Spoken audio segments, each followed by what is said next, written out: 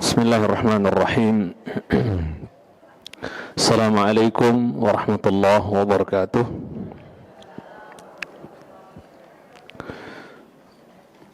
Innal hamdalillah nahmaduhu wa nasta'inuhu wa nastaghfiruh wa na'udzu billahi min shururi anfusina wa sayyiati a'malina. Man yahdihillahu fala mudilla lahu wa man yudlil fala hadiya lahu. وأشهد أن لا إله إلا الله وحده لا شريك له وأشهد أن محمدا عبده ورسوله لا نبي بعده. قال الله عز وجل يا أيها الذين آمنوا اتقوا الله حق تقاته ولا تموتن إلا وأنتم مسلمون. وقال يا أيها الناس اتقوا ربكم الذي خلقكم من نفس واحدة وخلق منها زوجها وبث منهما رجالا كثيرا ونساء واتقوا الله الذي تساءلون به والأرحام إن الله كان عليكم رقيبا. وقال يا أيها الذين آمنوا اتقوا الله وقولوا قولا سديدا يصلح لكم أعمالكم ويغفر لكم ذنوبكم ومن يطع الله ورسوله فقد فاز فوزا عظيما. أما بعد فإن خير الحديث كتاب الله وخير الهدي هدي محمد صلى الله عليه وسلم وشر الأمور محدثاتها وكل محدثة بدعة وكل بدعة ضلالة وكل ضلالة في النار. أما بعد. Ummahat fillah wa akhawati fillah akramani wa akramakunallah. Alhamdulillah, kita bersyukur kepada Allah Jalla wa Ala atas semua nikmat dan karunia yang Allah Subhanahu wa taala curahkan untuk kita semua.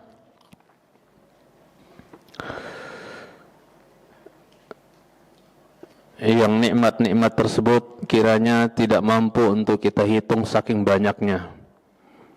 Nikmat di badan kita, fisik kita ini saja tidak bisa kita hitung. Belum lagi nikmat-nikmat yang luar fisik kita. Wa in ta'uddu ni'matallahi la tuhsuha. Jika kalian menghitung nikmat-nikmat Allah, kalian tidak akan pernah kuasa untuk menghitungnya. Kita hadiahkan salawat dan salam untuk Nabi tercinta yang mulia, qudwah dan uswah hasanah kita Muhammad sallallahu alaihi wasallam. Semoga salawat dan salam tersebut senantiasa tercurahkan untuk beliau, ahlul bait, para sahabat, tabi'in, atba'ut tabi'in, dan semoga kita semua tetap istiqamah mengikuti jejak mereka sampai kita semua dipanggil oleh Allah Tabaraka wa Ta'ala dengan datangnya kematian.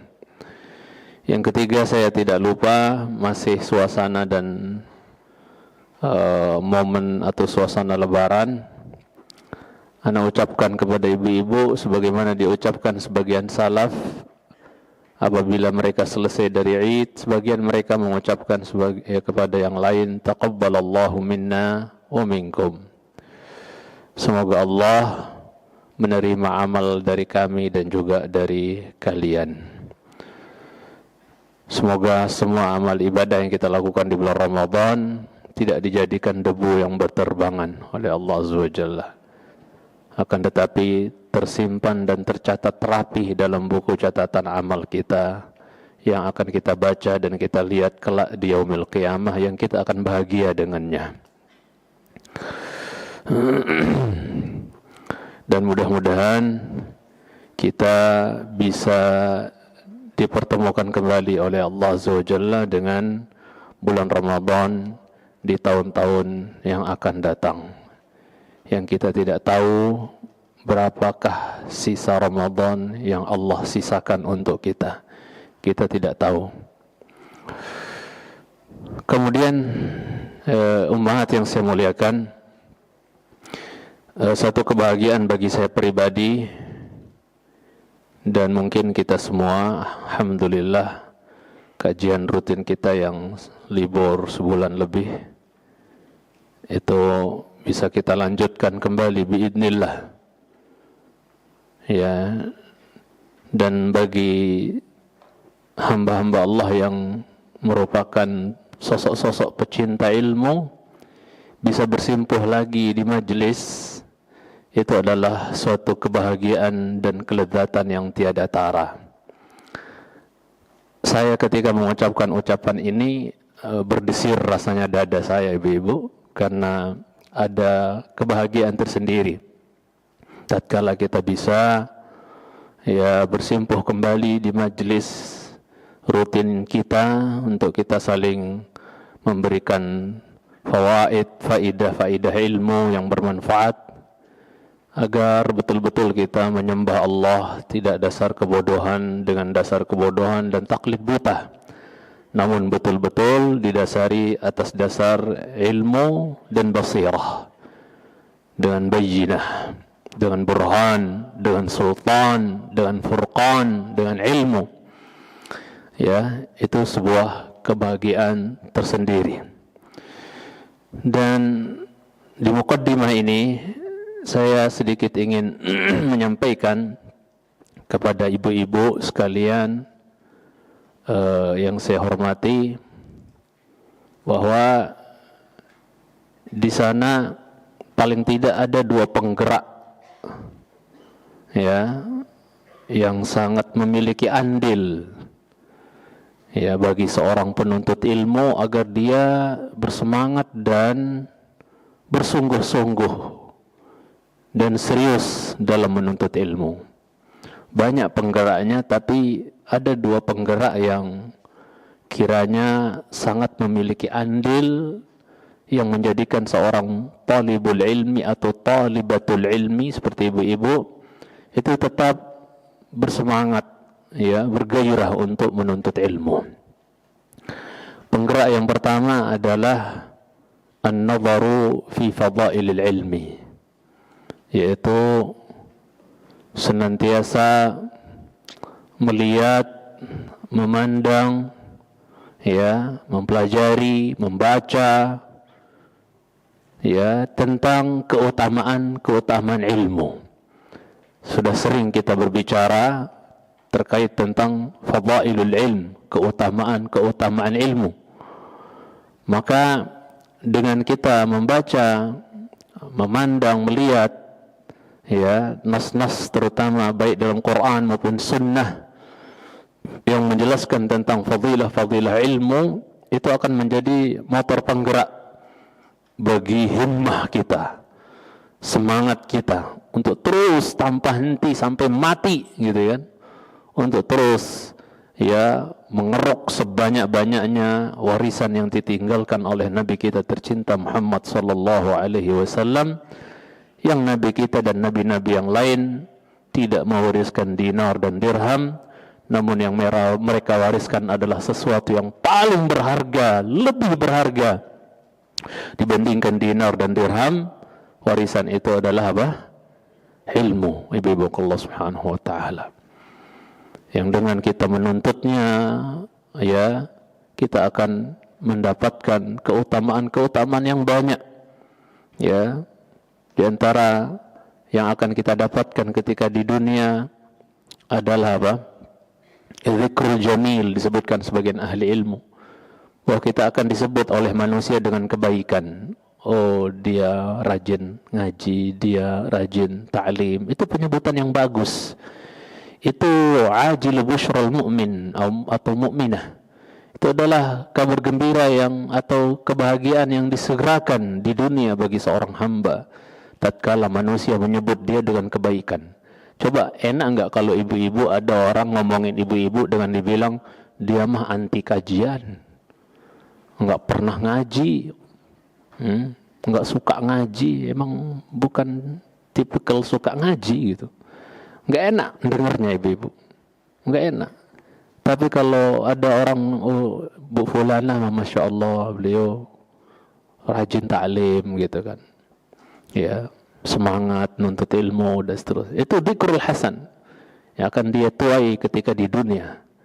Dan itu telah dituai oleh para ulama salaf dahulu. Bahkan wanita salafiyat yang cinta ilmu dan ya semangat menuntut ilmu di zaman dahulu, mereka telah mendapatkan penyebutan yang baik sehingga menjadi contoh, disebutkan bertebaran di kitab-kitab para ulama tentang wanita-wanita salafiyat, bagaimana getolnya mereka menuntut ilmu, bahkan ilmu mereka mengalahkan ilmu-ilmu ulama-ulama di kalangan laki-laki.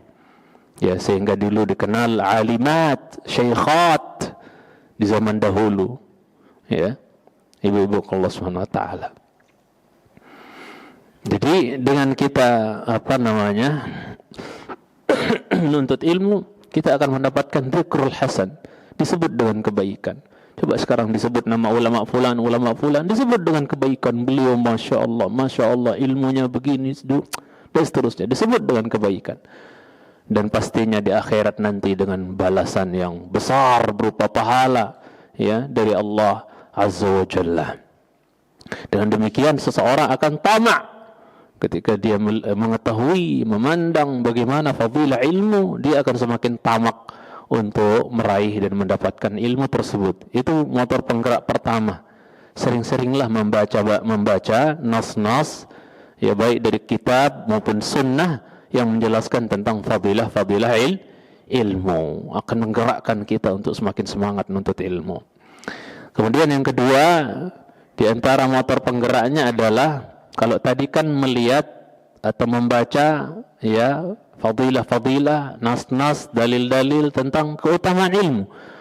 Yang kedua yang bisa menjadi motor penggerak bagi kita adalah kita melihat kepada sirah-sirahnya salaf kita terdahulu. Bagaimana penuntut ilmu salaf, bagaimana para ulama dahulu di dalam menuntut ilmu. Baca kisah-kisah mereka ibu-ibu, baca sirah dan perjalanan mereka, keletihan mereka, bersusah payahnya mereka, berdarah-darahnya mereka demi menuntut ilmu. Ibu pernah dengar nggak seorang penuntut ilmu salaf yang terlambat masuk gerbang tempat kajian gurunya? Ada gurunya bikin kajian di sebuah komplek, yang dia terlambat datang. Kalau terlambat datang ditutup pintunya. Maka saking rakusnya dan tamaknya terhadap ilmu, dia muter-muter tawaf di komplek tersebut, nggak ada jalan masuk. Ya, maka subhanallah, qadarullah, dia melihat celah, yang ternyata celah itu sebenarnya dia lebih kecil dari size badan dia. Apa celah? Bolongan ya. Ya Rabb, maka apa? Sudah, kalau bahasa kita sekarang mungkin ilmu elastisitas apalah, ilmu ular kali dipakai ya. Jadi sebisa mungkin badannya diapain? Dilangsing-langsingin lah ibaratnya, demi supaya bisa apa? Masuk lewat celah tersebut. Itu pun kesangkut-sangkut sehingga bajunya sobek dan badannya terluka berdarah, demi bisa hadir duduk bersama teman-temannya di majelis syekhnya. Adakah kiranya misalnya gerbang Masjid Nurul Iman ditutup karena udah full ya, udah ditutup, pulang aja dah ke mall, ke Transmart gitu? Atau dia akan berusaha cari celah, atau mas gak ada tempat lagi mas, bisa parkir di mana mas? Ini ilustrasi saja. Ketika dia berusaha seperti itu, menunjukkan dia tamak terhadap apa?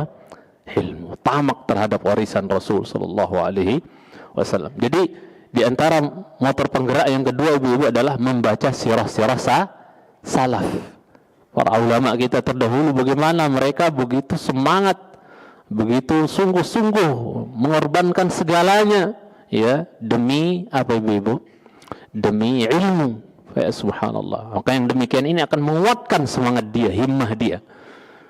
Oleh sebab itu ibu-ibu Allah Subhanahu wa taala, semisal Imam Ibnu Qayyim rahimahullahu taala, itu beliau pernah berkata bahwa idza ra'aita ghurbataka fit tariqi fanzur ila as-sabiqin minal anbiya'i wal ulama'i was salihin wasyuhada ya wa hasuna ulaika rafiqa, kata beliau. Apabila engkau melihat ya keterasinganmu, kau merasa sepi, kau merasa sendiri, kok aku nggak punya teman ya, kok aku nggak punya kolega ya, nggak punya bestie, nggak punya apalah bahasanya. Kemana manusia kok nggak ada yang mau berteman sama saya? Ada tawaran obat dari Imam Ibnu Qayyim rahimahullah. Beliau katakan, apabila kau melihat dirimu dalam kesendirian, gurbah, keterasingan, ya, dalam perjalanan, ya, dalam perjalanan untuk ilmu kah atau pokoknya dalam perjalanan kehidupan dunia ini kita merasa sepi, asing rasanya.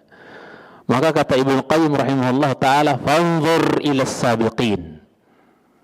Lihatlah, bacalah, pantenglah kepada siapa?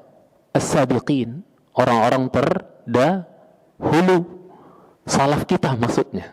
Panteng tentang mereka, baca tentang sirah mereka, ya, perjalanan mereka, perjuangan mereka, semangat mereka, pengorbanan mereka, baca, lihat, undur, panteng, lihat. Ya. Dari kalangan siapa? Di kalangan sabiqin kita, orang-orang terdahulu kita siapa? Minal anbiya. Baca tuh sirahnya para nabi. Bagus penuntut ilmu seperti ibu-ibu ini punya ya kitab sirah nabawiyah.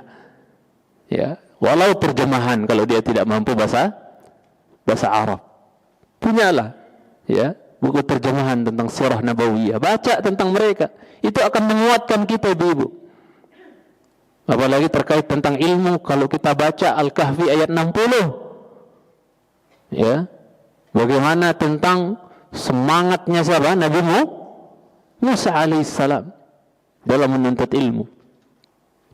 Wa idh qala Musa li fatahu la abrahu hatta ablugha majma'al bahrain aw amdiya huquba.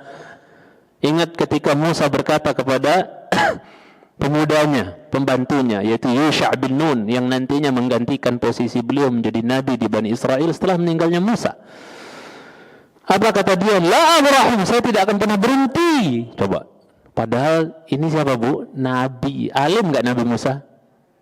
Sampai membuat terkagum-kagum Bani Israel dengan ceramahnya. Ya. Diajarkan Allah, kalimullah, diajak bicara oleh Allah, kalimullah. Tapi dia berkata, la abrah, saya tidak akan pernah stop, saya tidak akan pernah futur, saya tidak akan pernah berhenti. Ya, untuk mencari sang guru yang disebutkan oleh Allah, yang berada di Majma' al-Bahrain, yang berada di pertemuan dua laut, yang namanya adalah, yang disifati atau dilaqabi oleh Nabi kita dengan Khadir. Ya, tidak akan berhenti saya. Ya, sampai saya menjumpai pertemuan dua laut tersebut yang Allah sebutkan dia berada di sana. Ya, au ambiya huquba, atau saya akan terus berjalan huquba. Huquba itu jamak dari ya huqub atau huqbah. Ya. Dan bentuknya jamak huquba. Kalau di An-Naba dengan jamak apa? Labithina fiha ahqaba, sama maknanya. Berabad-abad, bertahun-tahun. Ya. Huquba sama maknanya. Berabad-abad, bertahun-tahun saya akan terus berjalan. Ya. Jadi dalam artian bahwa Musa seolah-olah mengatakan, kalaulah seandainya untuk ketemu sama Khadir, saya harus memerlukan apa? Saya memerlukan perjalanan berabad-abad untuk bisa ketemu. Saya siap untuk berjalan. Semangat apa itu, Bu? Sebagian ulama menafsirkan satu huqbah itu 40 tahun. Berarti kalau huqub banyak hukbah berarti 40 tahun plus 40 tahun, 40 tahun, 40 tahun, 40 tahun. Paham? Ada lagi yang mengatakan satu hukbah itu 70 tahun. Kata sebagian ulama tafsir. Berarti apa? Kalau hukbah, banyak hukbah berarti 70 tahun, tak plus 70 tahun, 70 tahun, 70 berapa lama itu, Bu? Sebagian ulama lagi menafsirkan hukbah, satu hukbah itu 80 tahun. Berarti 80 tahun tambah 80 tahun tambah 80, berapa tahun tuh dia harus berjalan. Bahkan mohon maaf, Sebagian ulama tafsir mengatakan satu hukbah itu 300 tahun. Berarti kalau jamak hukubah 300 itu berjalannya doang. Belum nanti duduknya sama gurunya itu. Fala ilaha illallah. Ya. Jadi dengan kita membaca sirah mereka itu akan menguatkan himmah dan semangat kita, ibu-ibu. Dan saya harap ini tidak hanya jadi materi kajian, ya, tapi benar-benar ibu ada usaha untuk praktek. Cari tuh kitab sirah nabawiyah, Kak. Kemudian Ibnu Qayyim sebutkan juga wal ulama, dan juga sirah-sirahnya para ulama. Perjalanan para ulama dahulu, baca susah payahnya mereka itu akan menguatkan semangat kita, Bu. Yang tadinya semangat mulai melembek, futur, ketika kita baca sirah, ya, siar, ya, para ulama kita dalam menuntut ilmu, bangkit lagi semangat kita, ya, hidup lagi semangat kita. Ya Allah Subhanahu wa taala. Baca kata Ibnu Qayyim, was-salihin, baca juga sirahnya orang-orang saleh, biar kita jadi saleh juga, salihah juga, ya. Ya, begitu juga was-syuhada, sirah-sirahnya para syuhada, baca. Ya, agar kita tahu makna tadhiyah, makna pengorbanan, ya. Ya. Syahid itu kan identik untuk orang yang mati di medan perang. Dan saya, Bu, kita mati ngaji juga mati syahid. Secara umum Nabi bersabda, man kharaja min baitihi li talabil ilmi kana fi sabilillah hatta yarji'a. Siapa yang keluar dalam rangka menuntut ilmu, dia di jalan Allah sampai pulang. Berarti kalau dia fi sabilillah mati, maka mati apa, Bu? Mati syahid. Ibu mati melahirkan saja mati syahid, apalagi orang mati sedang menuntut ilmu, perjalanan menuntut ilmu. Lebih berhak dia untuk menyandang laqab syahid. Orang mati sakit perut aja syahid, orang mati stroke aja syahid, ada orang mati karena bisul besar sehingga nembus ke tulang mati syahid, kata Nabi. Orang tenggelam mati syahid, orang terbakar mati syahid, ya kan? Orang meninggal membela hartanya syahid, orang membela ya kehormatannya mati, maka syahid. Kalau mereka saja dibilang syahid, bagaimana dengan yang mati dalam perjalanan menuntut ilmu atau sedang duduk di majelis ilmu, Allah ambil nyawa dia, la ilaha illallah. Ya. Mungkin saya bisa katakan dia syahid terkeren dari syahid-syahid yang saya sebut tadi itu. Karena kalau yang dikatakan syahid kata Nabi adalah yang mati di medan perang doang, maka Nabi bilang apa? Idzan syuhada'u ummati laqalil. Kalau yang dibilang syahid itu cuma yang mati di medan jihad, perang, berarti yang mati syahid dari umatku cuma sedikit. Mudah-mudahan kita mati dalam keadaan menuntut ilmu, ibu-ibu, perjalanan menuntut ilmu atau dalam keadaan duduk deprok di majelis ilmu. Ya. Begitu juga, ya, Ibu-ibu Allah Subhanahu wa taala, Ibnu Qayyim sebutkan bahasanya apa? Dengan kita membaca sirah-sirah mereka, tahunu bihil ghurfah, al-ghurbah fid din. Akan terasa ringan, akan terasa sepele keterasingan, kurangnya teman, apalagi di akhir zaman, Bu. Ya.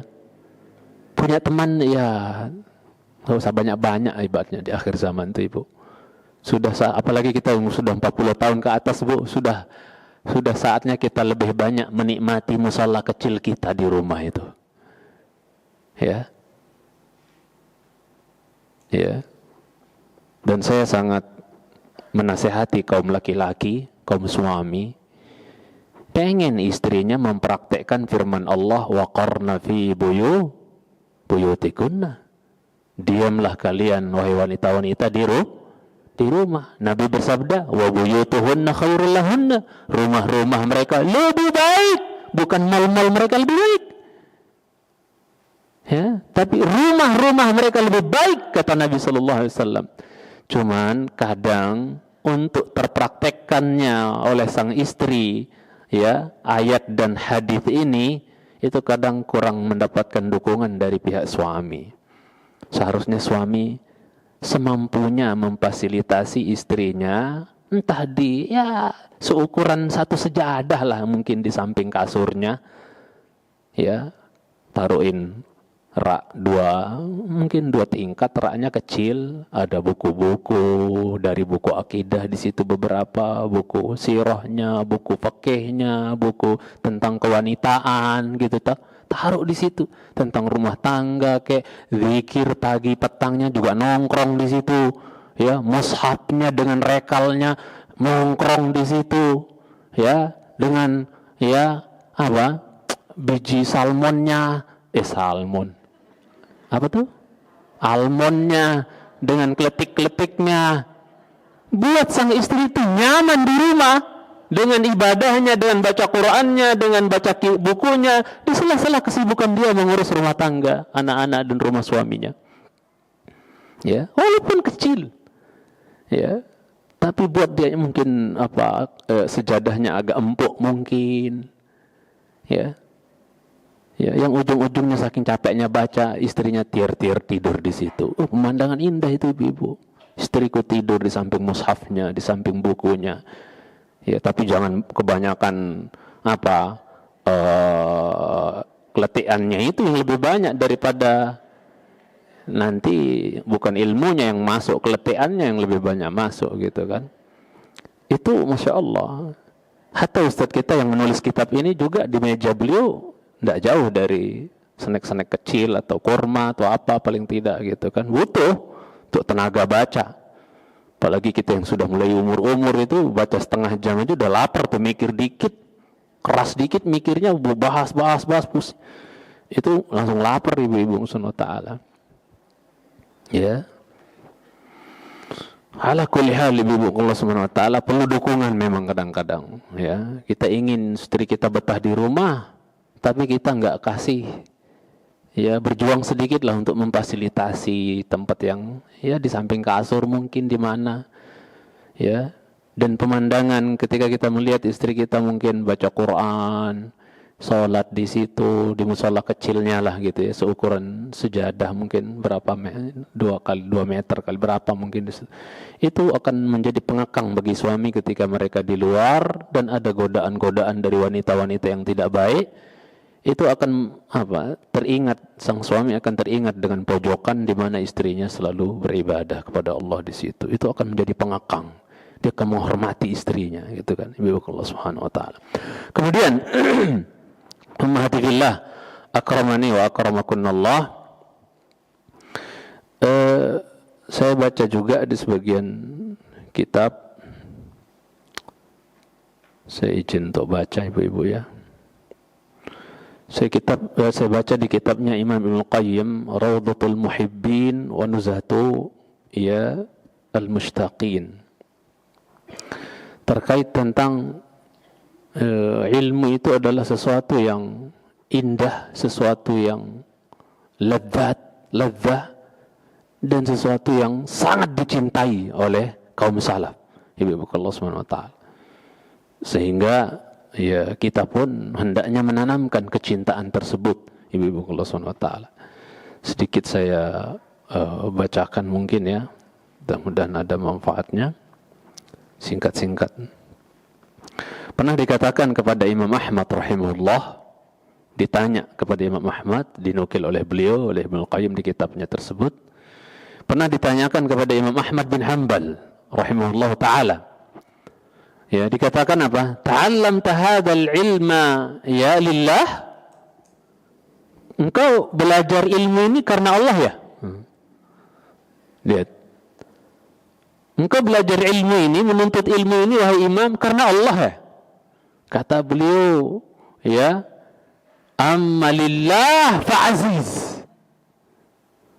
Adapun menuntut ilmu pure murni karena Allah itu butuh perjuangan yang ekstra, sulit, berat, butuh perjuangan, terus harus berjuang untuk bisa ikhlas dalam menuntut ilmu. Ya, selevel Imam Ahmad merasakan ibu-ibu susahnya ikhlas dalam menuntut ilmu, butuh perjuangan yang panjang untuk kita bisa sampai kepada keikhlasan, betul-betul ikhlas dalam menuntut ilmu. Walakinnahu ya syai'un hubbiba ilayya fatalabtuh. Ini yang saya harapkan untuk diri saya dan kita juga, ibu-ibu semua. Agar ilmu itu menjadi sesuatu yang dicintai. Makanya di pembahasan nomor 12, itu kan apa Bu di situ? Apa pembahasan nomor 12? Di halaman 54. Mencintai ilmu. Kan sudah kita baca ya. Sekarang kan pelajaran kita yang ke-13 insyaallah. Cuman kita udah ambil tuh yang ke-12, mencintai ilmu dan mencarinya adalah pokok segala ketaatan. Ya, sedangkan cinta dunia dan harta dan mencarinya adalah pokok segala kejelekan. Jadi usahakan Bu, tanamkan kecintaan tersebut. Nah, Imam Ahmad katakan untuk pure murni karena Allah itu berat kata dia. Butuh perjuangan kita. Saya pribadi butuh perjuangan untuk bisa menuntut ilmu ikhlas semata-mata karena Allah. Berat memang, akan tetapi menuntut ilmu tersebut adalah sesuatu yang dicintai pada diri saya. Sesuatu yang dicintai pada diri saya. Jadi Imam Ahmad itu cinta dengan ilmu. Paling tidak itu dulu Bu. Ya, untuk belajar ikhlas super berat itu, ya. Kita berusaha terus belajar, minta kepada Allah, minta tolong kepada Allah agar Allah berikan kita keikhlasan dalam menuntut ilmu. Tapi paling tidak pertama dulu yang harus kita tanamkan dalam hati adalah apa? Kecintaan terhadap ilmu. Dan ini yang hilang dari kebanyakan hati-hati umat ini hari ini, Bu. Yaitu kecintaan terhadap ilmu, sehingga susah untuk diharapkan melangkahkan kaki datang ke majelis ilmu karena nggak ada mahabbah. Nggak ada hub, nggak ada ishq terhadap ilmu, nggak ada kecintaan terhadap ilmu, nggak ada kecondongan hati, nggak ada kecintaan terhadap ilmu. Berat, susah diharapkan ibu-ibu. Maka saya nasihatin diri saya dan kita semua Bu, paling tidak tanamin dulu apa Bu? Cinta.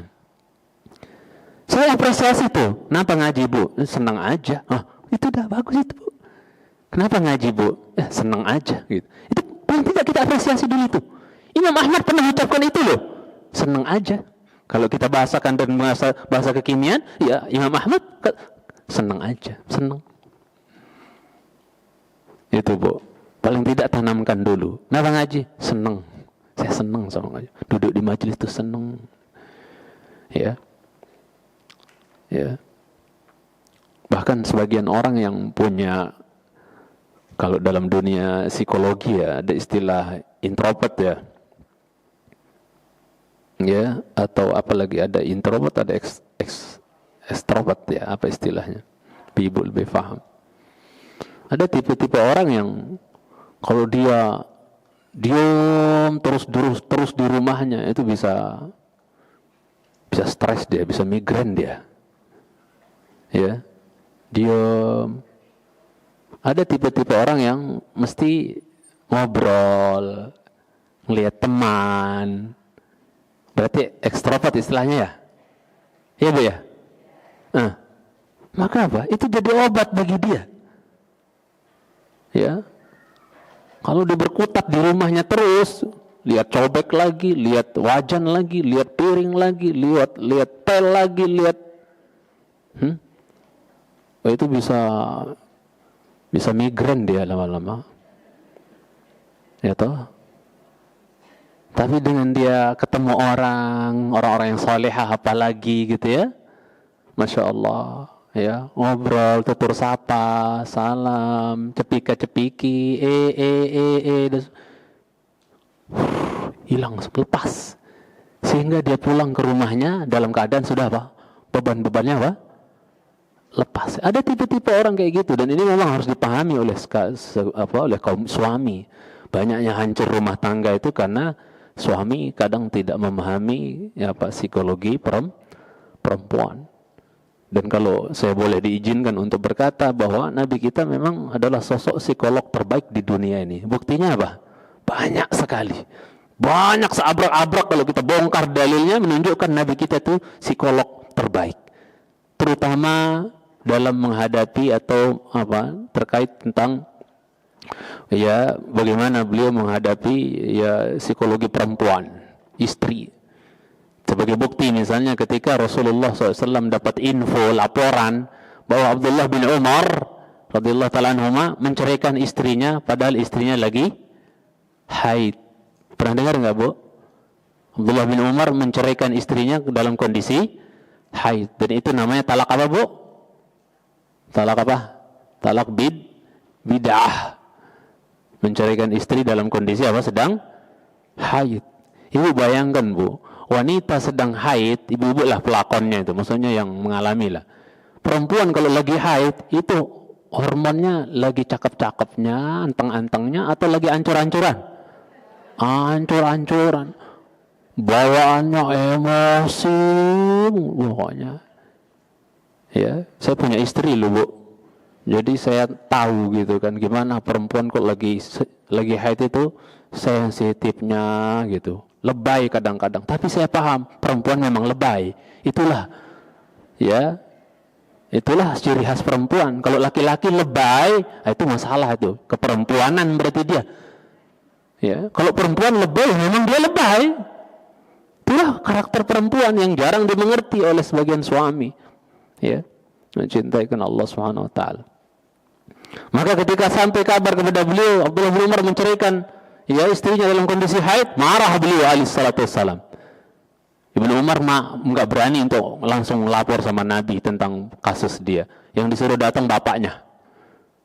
Marah Rasulullah SAW. Murha fa yuraji'ha. Perintahkan kepada Abdullah bin Umar itu suruh rujuk istrinya. Coba.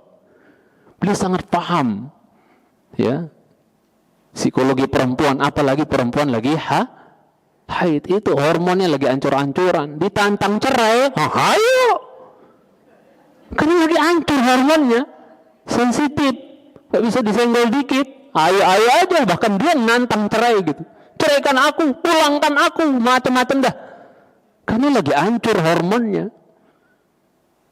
ya, yang insya Allah ketika dia tidak dalam kondisi haid nggak akan sebegitunya gitu kan. Nah, ini sangat dipahami oleh Nabi kita Sallallahu Alaihi Wasallam, Ibu Subhanahu wa Taala.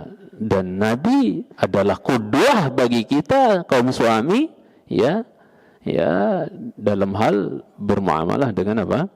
Istri. Makanya beliau mengatakan sebaik-baik kalian adalah yang paling baik kepada istrinya, dan saya adalah yang paling baik terhadap istri saya, kata beliau Sallallahu Alaihi Wasallam. Nah, jadi kata Imam Ahmad, akan tetapi ilmu itu adalah sesuatu yang dicintai di hati saya. Saya tanya di sini, Bu, di majelis saya tanya. Saya nggak tahu sih, tapi ibu jawab dengan jujur lah. Ibu, ketika kita, jangan dari saya lah, kalau saya kan ilmunya terlalu cetek, Ibu ya. Maksudnya jadi mungkin nggak ada yang nggak ada yang menarik atau apalah gitu. Taruhlah Ibu lagi ngaji sama Ustadz kebanggaan Ibu gitu kan, yang sangat berilmu dan Masya Allah luar biasa gitu kan. Ibu senang nggak ketika Ibu duduk, ditransfer ilmu sama dia, Ibu meraih dapat ilmu dari dia, kucuran ilmu disampaikan, dicatat sama ibu-ibu, itu senang nggak sih, Bu? Senang. Dan saya jujur makanya tadi dari awal saya agak berdesir dada saya, karena apa, Bu? Senang gitu, Bu, bisa ngaji lagi. Dan bukan hanya kajian sama mama, jangan kepedean lah. Jadi semua kajian umum, laki perempuan, ya senang, bahagia bisa ngaji, itu lagi suatu kebahagiaan bagi saya. Ibu-ibu senang mendapatkan transferan ilmu. Wallah, kami tukang transfer ilmu lebih bahagia dibandingkan ibu-ibu. Kata Imam Ibnu Qayyim menukilkan, ibu-ibu kalau Subhanahu wa taala, ya, ungkapan sebagian ulama salaf dinukil oleh Ibnu Qayyim dalam kitab beliau tersebut, ya, bahwasanya apa? Di halaman 107 ya, Bu ya, di kitab Rawdatul Muhibbin wa Nuzhatul Mushtaqin, di halaman 107, saya jepret tadi di kitab, karena kalau dibawa kitabnya semua penuh nanti mejanya, Bu, jadi saya jepret aja di HP. Halaman 107, Ibnu Qayyim sebutkan ungkapan sebagian salaf, inni la afrahu bil ata, ya, wa apa, altazzu bihi a'zama mimma yafrahu al-akhidhu bima ya'khudhu minni. Ya, sesungguhnya saya, kata sebagian ulama salaf itu, sesungguhnya saya benar-benar bahagia sangat bahagia dengan saya bisa memberi. Ya, entah itu memberi harta, lebih-lebih lagi memberi ilmu. Saya bahagia sangat. Ya, kata sebagian ulama salaf. Wa altadzubi, dan saya merasa lezat dengannya. Bisa memberi ilmu, mentransfer ilmu, menyampaikan ilmu, membahas ilmu di hadapan murid, di hadapan jamaah. Itu altadzubi. Saya merasa lezat dengan itu. Saya menikmati. Dan saya rasakan kadang-kadang ibu-ibu, dalam sebagian kondisi saya lagi mungkin kurang enak badan, kurang sehat, ya, lagi lemas gitu kan. Ya, aduh ini kayaknya nggak enak nih kajian. Tapi begitu mulai awal-awal lemas, naik lama-lama 10 menit, 20 menit, ngegas lagi rasanya, Bu. Jadi kayak ajaib, ibu-ibu. Nyampaikan ilmu itu ajaib, ibu. Guru kita yang menulis kitab ini, panduan menuntut ilmu ini, ana tahu dalam sebagian kondisi beliau itu sakit yang Masya Allah lemah. Sering kita lihat kondisi beliau itu. Bahkan saya tanya kadang-kadang, kayaknya kurang sehat ya Ustaz ya. Tapi beliau memang bukan tipe orang yang suka mengeluh. Disembunyikan gitu kan. Kayak disembunyikan gitu kan. Padahal kadang-kadang saya langsung bilang, kayak kurang ini Ustaz. Kajian di Bogor misalnya Imam Ahmad. Kadang saya bilang pas beliau manggil, kayaknya kurang sehat Ustaz ya. Agak kelihatan lemes gitu kan. Senyum-senyum aja beliau. Itulah mereka. Kenapa, Bu? Ya, padahal nggak sehat, nggak enak badan, tapi kalau udah mulai kajian, ngegas aja. Masya Allah. Karena ada kelezatan, ibu-ibu. Ada kelezatan. Ya, bagi mereka. Makanya kadang kita lihat ustadz kita yang lagi kajian, lagi ceramah, full berat dan seterusnya, nggak jadi masalah. Karena mereka udah merasakan kelezatan itu ada pada mentransfer ilmu. Ya, itu seolah-olah obat bagi mereka. Ya, makanya Syekhul Islam Ibnu Taimiyah rahimahullah ketika ditegur disebut juga oleh Ibnu Qayyim di kitab ini.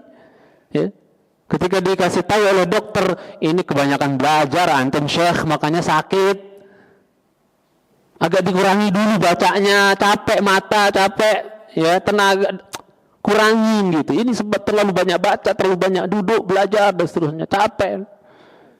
Ya, malah dibantah oleh beliau. Saya justru kan dibantah dia. Bukankah orang kalau bahagia itu jadi obat, wahai Pak Dokter? Orang kalau happy, bahagia, bukankah itu sebagai terapi, pengobatan Pak Dokter? Iya betul. Saya kebahagiaan dan happy-nya ada pada belajar katanya. Itu obat bagi saya katanya. Faya subhanallah. Ya, itu salaf kita ibu-ibu. Angel kita bisa sampai ke level-level mereka itu ibu-ibu. Ya, jadi itu. Jadi saya lebih bahagia, lebih senang dengan memberi, dan saya merasa lezat dengannya melebihi bahagianya orang yang mengambil dari saya apa yang saya beri. Paham nggak maksudnya, Bu? Murid itu kan mengambil dari guru ya. Dia senang, Masya Allah Pak Ustadz nih, baru dengar saya nih, baru dengar catat, senang, bahagia deh. Wallahi sang guru yang menyampaikan dia lebih senang, lebih bahagia. Sebagaimana ungkapan salaf ini, ibu-ibu Allah Subhanahu wa Ta'ala, ya, bahagia, senang.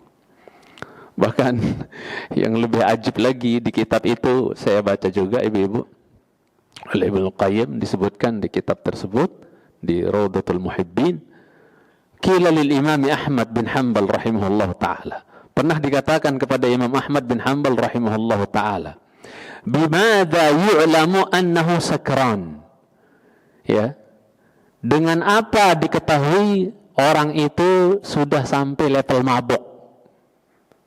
Ya, jadi ibu kalau sudah sampai saking cintanya sama ilmu, saking ngeplay-nya sama ilmu, sudah sampai kayak level orang mabok. Wah, itu berarti dah. Bagaimana cirinya? Bagaimana tandanya orang mabok ilmu? Nah, baru dengar kan kata-kata mabok ilmu, Bu? Baru dengar kan? Jarang ya, mabok ya khomer rata-rata ibu ya. Ini mabok ilmu, bukan mabok durian. Mabok ilmu gitu. Gimana cirinya, alamatnya orang mabok ilmu? Lucu disebutkan Imam Ahmad rahimahullah ta'ala, faqala idza lam ya'rif thawbahu min thawbi ghairihi wa na'lahu min na'li ghairihi. Orang kalau sudah sampai level mabok dengan ilmu, terutama ibu-ibu, itu apa? Di antara tandanya itu adalah apa? Sampai dia nggak ngerti ini baju dia apa bukan baju dia. Saking santri misalnya ya di pondok, saking fokusnya dengan ilmu, ngafal, murojaah, itu pas ngambil pakaian di jemuran nggak tahu pakaian temannya diambil. Saking al-kalamu misalnya ngafal apa, baju orang diambil, nggak nyadar kalau itu bukan baju dia. Saking nggak fokus sama pakaiannya, ya kan? Ibu-ibu saking, aduh ngaji nih terlambat nih saya, pusing banget, ambil aja baju yang mana tuh. Kan kadang-kadang sebagian ada setengah jam kali ya. Mana ini ya yang inilah yang mahal, ini yang produknya ini, pusing. Dan saya berharap ibu-ibu bukan masuk dalam sabda Nabi Abdul Khamisah, budak pakai pakaian. Semoga ibu-ibu bukan budak pakaian. Karena Nabi Ta'isa Abdul Dinar, Ta'isa Abdul Dirham, Ta'isa Abdul Khamisah. Ya, celaka budak-budak dinar dan dirham dan budak-budak pakaian juga celaka. Ya. Jadi saking udah aduh lambat nih kajian, buru-buru nanti banyak ya faedah yang luput nih, nggak peduli deh, ambil aja. Mungkin baju tetehnya kali diambilnya. Ya, saking enggak, karena yang jadi pikiran dia apa, Bu? Ya, kayak orang mabok sudah, mabok ilmu, sampai nggak tahu pakaiannya. Ternyata pakaian si teteh, itu pakaian maknya diambil, gombrang-gambreng mungkin. Ya kan? Itu kalau udah levelnya kayak gitu berarti ibu udah mabok ilmu sudah. Kemudian, ya, wa na'lahu min na'li ghairi, sampai nggak ngedong. Apa na'lu Ustaz? Sendal. Enggak ngedong sendal dia. Sendal orang bisa laduk. Saking buru-burunya pengen pergi ngaji, taunya sendal suaminya sebelah dibawa gitu kan. Berarti dia sudah level mabok ilmu. Ini yang ngomong siapa, Bu? Imam Ahmad tuh. Coba. Saking ama fashion itu sudah bukan terlalu sesuatu yang apa, Bu? Bukan sesuatu yang skala prioritas apa dia? Ilmu. Kalaupun nanti ilmu akhir zaman, lain lagi judulnya. Fashionnya yang penting, tampangnya dulu yang penting, ya. Ilmu, ya, gitu kan. Tapi ibu-ibu enggak, insya Allah. Mudah-mudahan ibu-ibu yang skala prioritasnya adalah ilmu. Itu ibu-ibu Allah Subhanahu Wa Taala. Baik. Kemudian ini kalau mukadimah terus nggak selesai-selesai, Bu. Kita lanjut ke buku halaman 54. Bismillah, kita mulai ya. Udah lama nggak ngaji, jadi mukadimahnya agak lama, nggak apa-apa ya. Baik. Ke-13 ya. Benar kan? Nah. Ya benarlah, ada tandanya. Ya. Ke-13 beliau menyebutkan di sini, menukilkan ungkapan Ibnu Qayyim, meringkas ungkapan Ibnu Qayyim dalam kitab Miftah Daris Sa'adah. Yang ketiga, nilai orang kaya ada pada hartanya, ya, dan nilai orang yang berilmu ada pada ilmunya, ya. Apabila hartanya lenyap, lenyaplah nilainya. Jadi kagak dianggap, kayak nggak dianggap lagi ya, Bu ya. Udah, soalnya udah hilang, udah lenyap sudah, sirna sudah. Dan tidak tersisa tanpa nilai. Sedangkan orang yang berilmu, nilai dirinya tetap langgeng. Ibu Allah Subhanahu Wa Taala. Nilai dirinya tetap langgeng. Ya. Jadi nilai dia, derajat dia di hadapan manusia lebih-lebih lagi di hadapan Allah, itu langgeng, Bu. Tinggi nilai dia, derajat dia, maqam dia. Sampai di surat Al-An'am, ya, ayat keberapa tuh? Ayat 132 ya. Itu Allah sebutkan apa? Walikullin darajatum mimma alimu. Dan bagi masing-masing derajat, memiliki derajat. Orang kalau memiliki derajat itu berarti dia bernilai ibu Allah Subhanahu wa taala. Mimma alimu, dari apa-apa yang mereka ilmui. Jadi ilmu itu membuat orang apa, Bu? Bernilai, memiliki derajat. Dan sering Ibu baca di Al-Mujadilah ayat 11 ya. Yarfa'illahu alladhina amanu minkum walladhina utul ilma darajat. Dengan ilmu orang bernilai, ibu-ibu. Dengan ilmu orang itu memiliki derajat, ya, yang tinggi, baik di mata manusia maupun di mata Allah Subhanahu wa taala. Ya.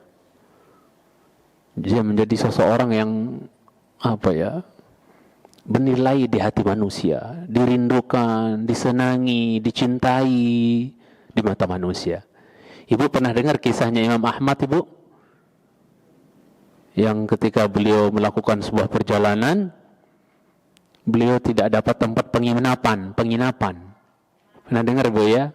Akhirnya beliau minta izin untuk nginep di masjid, tapi marbotnya ngelarang. Raiso, nggak boleh. Nggak bisa. Maka ada tukang di dekat masjid, tetangga masjid, ada tukang penjual roti. Lihat bagaimana Imam Ahmad telah berlabuh di hati manusia. Karena dia dengan ilmunya punya nilai di hadapan manusia. Dia dicintai.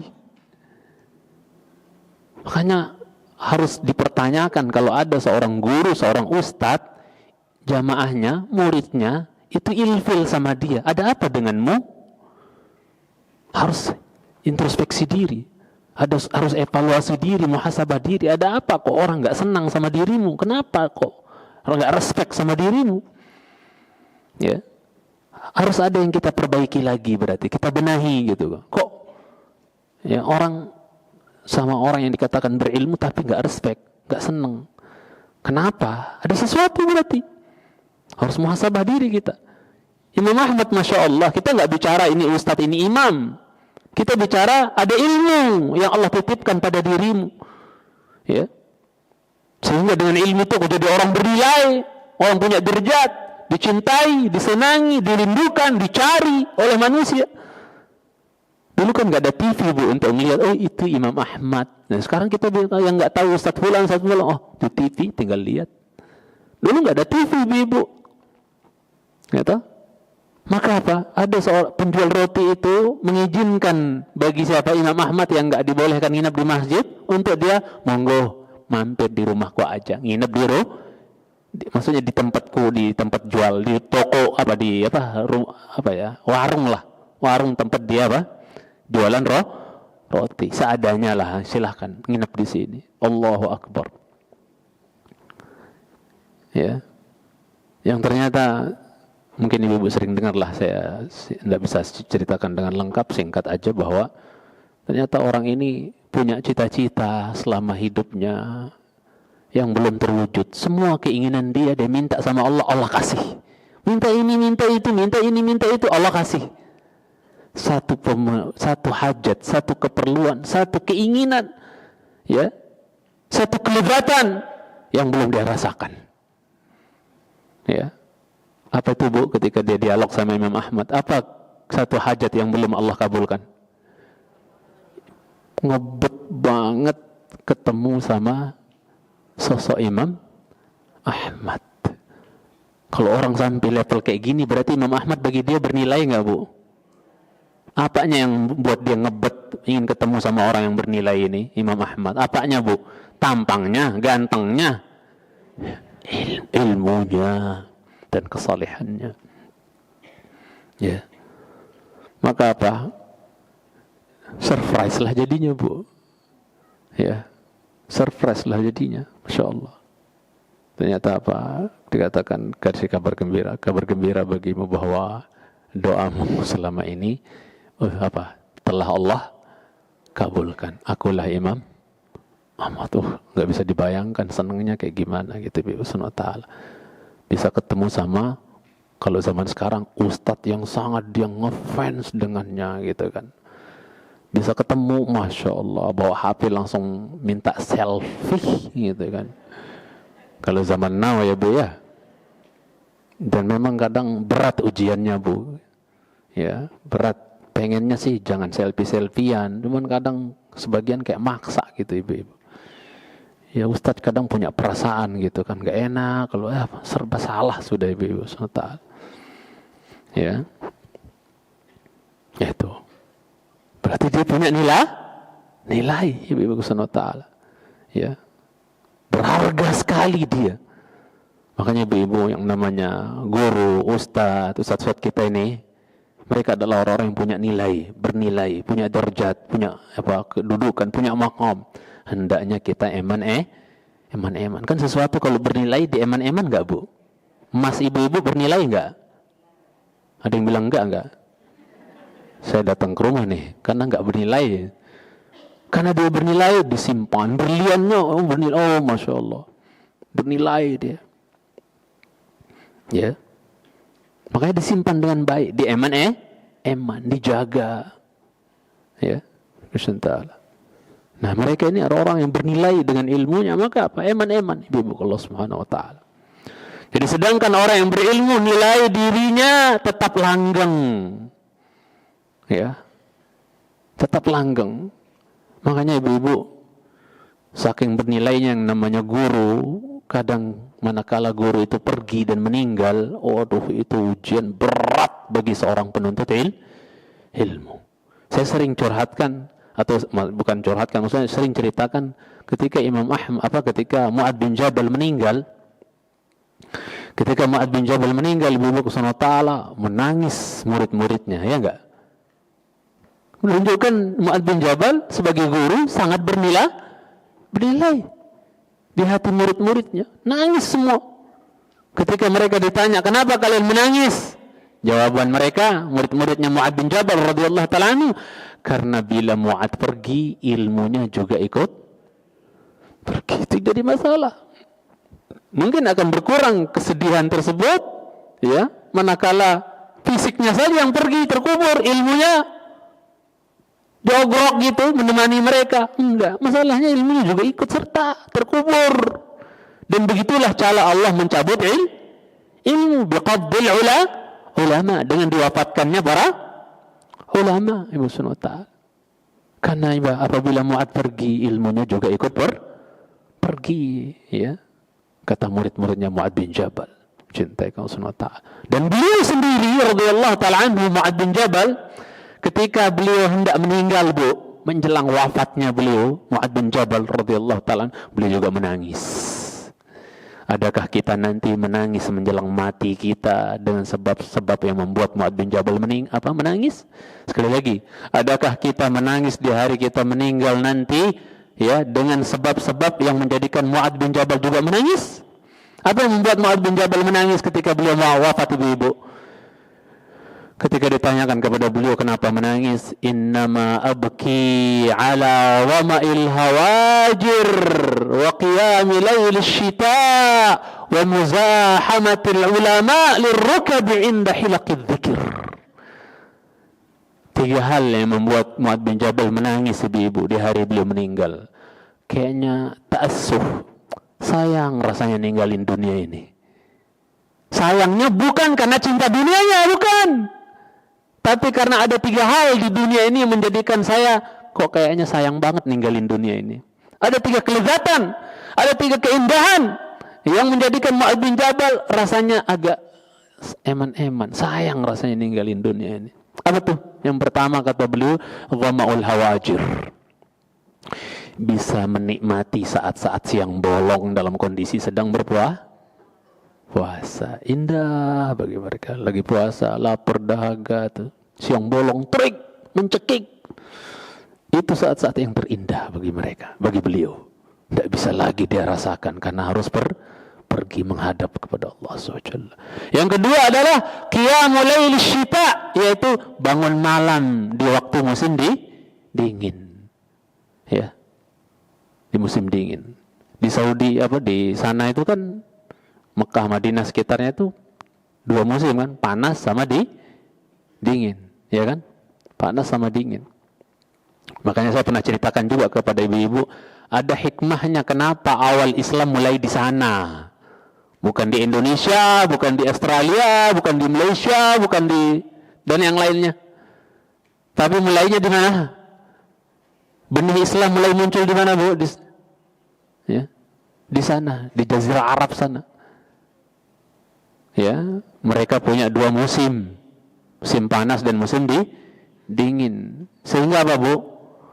Orang-orang yang akan bergerak ke seluruh penjuru dunia nanti, ini diharapkan orang-orang yang sudah sudah terbiasa dengan 2 musim itu. Karena ada yang pergi ke daerah dingin, negeri-negeri yang dingin, dia nggak akan tersiksa dalam perjalanan dakwahnya di sana. Kenapa, Bu? Sudah sering merasakan cuaca dingin. Paham nggak, Bu? Kalau dia diutus dakwah ke area-area atau ke negeri-negeri yang cuacanya panas, mereka juga akan tetap enjoy berdakwah di sana karena mereka sudah biasa dengan cuaca panas. Ya Allah Subhanahu wa taala. Sudah terbiasa dengan cuaca panas. Ada hikmah semua, ibu. Itu kalau dikupas-kupas ada hikmah semua, ibu Allah Subhanahu wa taala. Baik. Kemudian ya, itu yang kedua yang membuat Mu'adz bin Jabal menangis menjelang wafatnya. Karena apa, Bu?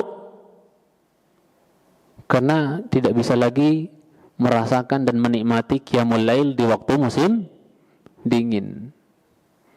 Baru yang ketiga nih, sesuai dengan pembahasan kita, adalah apa? Saya tidak bisa lagi berdesak-desakan di majelis ahli ilmu. Nggak bisa merasakan lagi berdesak-desakan di majelis ilmu, di hilaqud dzikr. Saya nggak bisa lagi berdesak-desakan, berdempet-dempetan, bermepet-mepetan di majelis-majelis atau di halaqah-halaqah ilmu itu. Umar bin Khattab juga sama. Ya. Yang membuat beliau menyayangkan, ya, pergi meninggalkan dunia ini, nggak bisa lagi berteman dengan orang-orang yang baik di majelis-majelis yang mereka memilih kata-kata yang baik. Itu. Mereka nggak bicara yang jelek-jelek, yang kotor-kotor itu di majelis itu. Tapi intiqaul kalam, maksudnya dipilih-pilih ngomong itu yang baik-baik. Nggak bisa lagi saya duduk sama mereka. Ya. Itu membuat yang ketiga yang membuat Mu'adz bin Jabal menangis. Yaitu nggak bisa lagi desak-desaan di majelis ahli ilmu. Maksudnya nggak bisa berdesak-desakan di majelis dzikir, majelis ilmu ibu Allah Subhanahu wa taala. Ya. Nah, Syekh Abdul Razak bin Abdul Muhsin Al-Badr hafizahumullah, ketika beliau menjelaskan tentang athar ini, ibu-ibu, atau tentang riwayat tadi bahwasanya Mu'adz bin Jabal menangis karena 3 hal tadi, terutama yang nomor 3 karena nggak bisa berjejal-jejalan di majelis ilmu. Kata Syekh Abdul Razak mengomentari riwayat tersebut, ibu-ibu, ma baka ala syai'in min umurid dunya. Secuil pun, sedikit pun Mu'adz bin Jabal enggak menangis dengan sebab-sebab urusan dunia. Aduh, nanti kamu makan apa, atau nanti ini belum selesai nih proyek saya, belum ada. Nggak ada urusan dunia yang dia sebut. Secuil pun nggak ada urusan dunia yang dia sebutkan yang membuat dia menangis. Itu urusan apa semua tadi, Bu? Puasa di siang bolong, apalagi qiyamul lail di musim dingin. Terus berdesak-desakan di halaqah ilmu. Itu urusan dunia nggak tuh? Bukan. Semuanya urusan apa, Bu? Akhirat. Kebanyakan manusia sekarang sedihnya kalau mau mati, ya mungkin urusan-urusan apa cuma? Urusan-urusan dunia yang dia, aduh saya belum selesaikan ini, belum selesaikan itu. Ya, nggak ada yang disebutkan dari urusan dunia di sini, biqullah subhanahu wa ta'ala. Ya. Apa alasannya Bu kata Syekh Abdul Razak? Karena tadi dia merasakan pada 3 hal tersebut ada ladzah. Ada apa Bu? Ladzah apa? Kelezatan. Dia lezat dengan majlis ilmu itu. Dia lezat dengan qiyamul lail. Dia lezat dengan apa? Siyam. Ibu-ibu Allah Subhanahu wa taala. Baik. Kemudian bahkan nilainya akan terus bertambah. Lihat di kitab. Bahkan nilainya akan terus bertambah. Bahkan dikenang terus. Kalau udah meninggal dikenang terus enggak tuh, Bu? Orang berilmu itu dikenang terus enggak walaupun dia sudah meninggal? Jadi nilainya itu terus bertambah malah setelah dia meninggal. Tidaklah kita sebut nama seorang ahli ilmu hari ini, Bu, kecuali kita bilang apa? Rahimahullah. Semoga Allah. Dikala dia hidup, Masya Allah, begitu berharga, bernilai dia di hati manusia, sehingga lisan-lisan manusia selalu menyebutkan hafizahullah. Apa artinya, Bu? Semoga Allah menjaga. Mudah lisan manusia mendoakan dia agar dijaga oleh Allah, karena dia bernilai. Kalau dia nggak bernilai di mata manusia, di hati manusia, disebut-sebut nggak, Bu? Didoa-doain nggak? Susah dengar manusia. Ya, orang bodoh nih, orang jahil nih, ya, terus si namanya ya siapa misalnya, nggak usah si A misalnya namanya, ya, padahal dia orang bodoh, orang nggak soleh, nggak punya ilmu. Ada nggak kita dengar setiap hari manusia menyebut nama dia? Semoga Allah menjaga si A. Padahal dia bukan orang yang berilmu, bukan orang yang saleh, dan seterusnya. Dia nggak bernilai, nggak terlalu bernilai di hati manusia. Coba dia berilmu, dia orang saleh, Masya Allah. Semoga. Ya. Ketika hidup, semoga Allah menjaga ustadz, menyehatkan ustadz, memberkahi ilmu ustadz, keluarga ustadz, harta ustadz, umur ustadz, Masya Allah.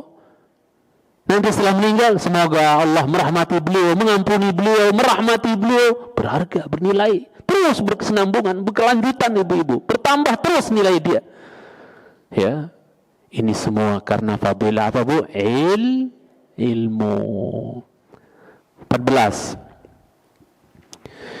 Tidaklah satu orang melakukan ketaatan kepada Allah Azza wa Jalla melainkan dengan ilmu. Ya, apapun bentuk ketaatan, ibadah yang kita lakukan, pasti semuanya tidak lepas dari ilmu. Ibu mau umrah, mau haji, mau puasa, mau sholat, mau wudu, mau apa lagi ibadah-ibadah yang lain, semuanya, mau jihad, mau apa, semuanya didasarkan dengan dasar ilmu. Ibu Allah Subhanahu wa taala. Ya, semua didasari atas dasar ilmu. Dan beda manusia dalam menjalani kehidupan, ibu-ibu, dalam bermuamalah, berinteraksi antara yang berilmu dengan enggak berilmu, jauh beda. Banyak orang yang kok bisa dia kayak gitu ya.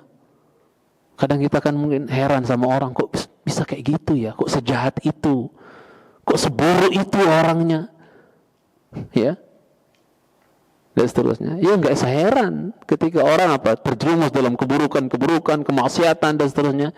Itu biasanya lebih banyak biang keroknya adalah apa, Bu? Kebodohan, nggak berilmu. Ya Allah, maha benar Allah ketika mengatakan qul hal yastawil ladzina ya'lamuna wal ladzina la ya'lamun. Bilang sama mereka Muhammad, samakah yang mengetahui dengan yang tidak mengetahui? Samakah yang berilmu dengan yang enggak berilmu? Samakah yang rajin ngaji dengan enggak pernah ngaji? Sama. Di lanjutan ayatnya, Bu, enggak ada na'am, la yastawi, enggak ada jawabannya. Ini pertanyaan yang enggak butuh jawaban. Saking apanya, Bu? Saking jelasnya. Ya nggak akan pernah sama orang pintar dengan nggak pintar, berilmu dengan nggak berilmu, orang ngaji dengan nggak pernah ngaji. Nggak akan sama, Allah yang bilang. Ya, nggak akan pernah sama, ibu. Anak PAUD pun tahu, deh, orang pintar nggak pintar, orang belajar nggak belajar, sama nggak? Orang PAUD, anak PAUD bisa jawab, nggak sama. Nggak akan pernah sama, ibu-ibu. Nilainya di mata manusia, bahkan lebih-lebih lagi di mata Allah, nggak sama. Maka kalau kita mau bernilai, ibu-ibu, tambah terus level ilmu kita, kafaah keilmuan kita, tambah terus, biar kita semakin bernilai. Mungkin kita nggak terlalu merasakan dianggap bernilai di hadapan manusia. Cukup Allah menilai kita. Cukup Allah menganggap kita berharga dan mahal dengan ilmu kita. Ya, walaupun manusia tidak menganggap kita. Karena ada bukti-bukti sejarah, contoh-contoh sejarah, Bu, orang-orang yang ulama-ulama yang ketika dia hidup nggak terlalu dianggap oleh banyak manusia, bahkan banyak yang membenci dia, memfitnah dia, tapi di mata Allah dia mulia. Siapa, Bu, contohnya? Imam Bukhari. Imam Bukhari itu, Bu, banyak yang nggak suka sama, banyak yang benci, banyak yang hasad sama beliau itu, Imam Bukhari. Bahkan di kalangan ulama yang menghasad dia. Padahal awalnya merekomendasi, ya. Padahal awalnya merekomendasi. Ketika murid-muridnya, ketika Imam Bukhari datang ke negerinya, oh, ambil ilmu dari Bukhari, ambil ilmu hadis dari Bukhari, dia hebat dan seterusnya. Begitu murid-muridnya kebanyakan rajin ngaji ke Imam Bukhari, majelis dia jadi sepi, muncul apa, Bu? Hasad. Ya, muncul hasad. Ya, yang duduk lagi di majelis Bukhari nggak boleh duduk lagi di majelis saya. Woi, hasad nggak tuh, Bu? Ya, hasad. Ya, segitunya gitu. Tapi Allah tampakkan pemuliaan Allah kepada Imam Bukhari setelah Imam Bukhari meninggal. Kalau saya tidak dihianati ingatan, 40 hari 40 malam dari kuburannya Imam Bukhari itu menyebar aroma harum, Ibu, nggak berhenti-berhenti. Kalau nggak salah itu, kalau saya tidak keliru ya, Bu, ya, mudah-mudahan saya tidak dihianati ingatan. Ya, baru manusia, Masya Allah. Bisa jadi orang nggak dianggap di dunia, tapi di mata Allah dia adalah manusia yang bernilai, gitu kan. Taib. Kemudian Ibu Allah Subhanahu Wa Taala, jadi tidaklah satu orang melakukan ketaatan kepada Allah Subhanahu Wa Taala melainkan dengan ilmu. Sedangkan sebagian besar manusia berbuat maksiat kepada Allah itu lantaran apa, Bu? Harta mereka. Modalnya adalah harta mereka. Oh, punya segalanya, akhirnya apa? Merdeka. Mau maksiat apa-apa, dosa apa, mungkar apa, bebas deh. Punya duit. Kadang ujian nih, Ibu. Harta orang kalau dibukakan pundi-pundi dunia, malah maksiat semakin apa, Bu? Semakin merasa bebas. Ya. Anda jadi ingat Dubai. Hari-hari kekinian. Di Dubai itu, ya Allah, udah nyaris semi-semi Eropa ya, Ibu, ya. Iklan-iklan di pinggir jalan, di sebagian daerah itu, ya perempuan-perempuan yang parah-parah dari Indonesia malah. Terakhir-terakhir ini mereka ngizinkan Hindu, ya, bangun apa tuh? Kuil. Ya sudah, Allah kasih cash. Ya.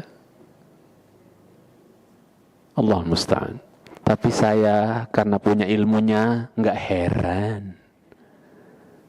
Nabi pernah bilang, "Wailul lil Arab min syarrin qad iqtarab," kata beliau. Ketika beliau bangun dalam kondisi kayak orang syok. Celaka bagi bangsa-bangsa Arab dari keburukan yang sudah mendekat, kata beliau sallallahu alaihi wasallam. Ini dia. Keburukan-keburukan, ya, konflik, perang, macam-macam lah di bangsa Arab sana itu.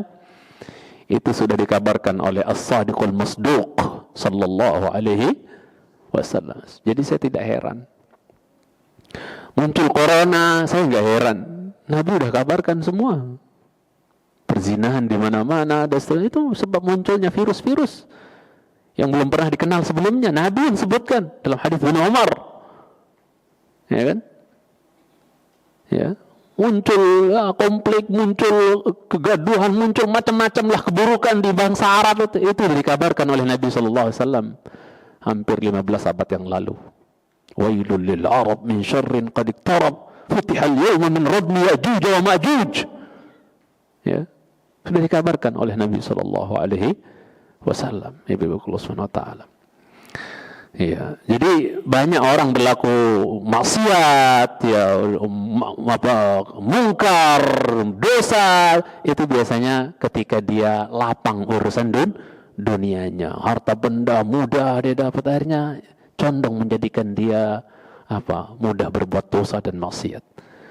Sebagai contoh ya Bu, tolong dibuka surat 10, surat Yunus ayat 88. Ya.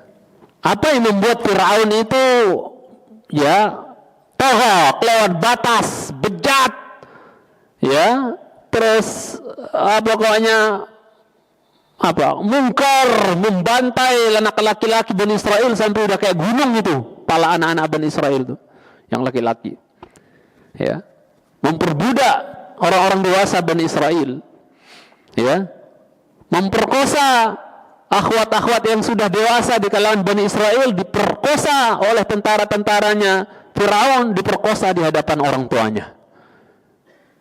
Sebutkan oleh sebagian ulama bahwa dibunuhnya putri mereka di depan orang tuanya itu lebih ringan dibandingkan putri-putri mereka yang sudah balik itu harus diperkosa di depan orang tua. Tapi itu dilakukan ibu-ibu. Yudabbihuna abna'akum wa yastahyuna nisa'akum. Mereka membantai, menyembelih anak-anak laki ya kalian, dan juga membiarkan hidup, membiarkan gede anak-anak perempuan. Apa tujuannya Bu? Biarin gede itu anak-anak perempuan supaya bisa dinikmati, bisa diperkosa. Itu pun mereka lakukan terang-terangan kadang di hadapan kedua orang tua. Yang dibunuhnya anak perempuan mereka depan mata lebih ringan, lebih sepele dibandingkan harus melihat putrinya diperkosa di depan mata. Dan itu kejadian di sebagian wanita-wanita Palestina sana hari-hari ini, Allah Subhanahu wa ta'ala, oleh bajingan-bajingan Yahudi itu. Ya. Kemudian yang mencintai karena Allah Azza wa Jalla sudah ketemu. Wa qala Musa rabbana innaka ataita fir'auna wa mala'ahu zinatan wa amwal. Apa amwal? Jamak mal, harta. Ya, innaka ataita fir'auna wa mala'ahu zinatan wa amwalan fil hayatid dunya rabbana liyudillu an sabilik rabbana tamis ala amwalihim washdud ala qulubihim fala yu'minu hatta yarawul azabal alim. Bisa baca artinya? Berkata Musa berkata, ya Rabb kami, sesungguhnya Engkau telah memberi kepada Firaun dan pemuka-pemuka kaumnya perhiasan dan harta kekayaan dalam kehidupan dunia. Kita sepakat dulu, Firaun manusia terbejat, terjahat, termaksiat, paling terter sudah, kelewat batas sudah. Sepakat kita udah ya. Nah, Allah bilang, Musa bilang, engkau telah berikan dia apa tadi? Perhiasan dunia dan harta benda. Terus ya Rabb kami, akibatnya mereka menyesatkan manusia dari jalan Engkau. Ya Rabb kami, binasakanlah harta benda mereka dan kunci matilah hati mereka, maka mereka tidak beriman hingga mereka melihat siksaan yang pedih. Ada nggak tipe-tipe manusia yang kayak gini, Bu-ibu? Nggak jerah-jerah, nggak taubat-taubat, kalau nggak ngelihat langsung azab. Ya, kalau nggak dikasih teguran, keenakan, terus ngerasa diri aman. Dan ini jadi dalil sebagian ahli ilmu, bolehnya kita mendoakan orang yang sudah kelewat batas dalam kezaliman. Doain apa Bu? Doain apa? Keburukan. Kalau misalnya dengan sebab harta benda dia membolimi manusia, dia menipu manusia, maksudnya dia menzalimi manusia, menindas manusia, ya, dan sudah dikenal oleh manusia akan kejahatannya, gara-gara dia punya segalanya, maka boleh kita doakan, ya Allah hancurkan harta orang ini, karena kalau enggak dia akan terus berbuat kerusakan. Ya, Rasul Ta'ala, boleh kita doakan ibu-ibu kalau udah kelewat batas. Ini dalilnya. Dan di sini Masya Allah yang berdoa siapa Bu? Musa. Yang ngaminin siapa? Abangnya. Siapa? Harun. Berapa tahun tuh? 40 tahun. Musa berdoa. Harun mengaminkan. Padahal secara akal Nabi berdoa diaminin sama doa. Diaminin sama doa. Diaminin sama Nabi juga. Mustajab nggak tuh? Tapi 40 tahun baru dikabulkan. Bagaimana ibu-ibu yang bukan ya, ada saatnya ya. Karena doa itu sebenarnya kalau penghalang-penghalang doanya tertiadakan, sebenarnya nggak ada istilah doa yang tidak diterima, tidak dikabul, itu nggak ada. Cuman bentuk pengkabulan doa itu 3 macam, Bu. Yang pertama apa, Bu? Cash. Yang kedua apa, Bu? Minta A tapi dikasih B. Yang ketiga apa, Bu? Disimpan oleh Allah jadi apa?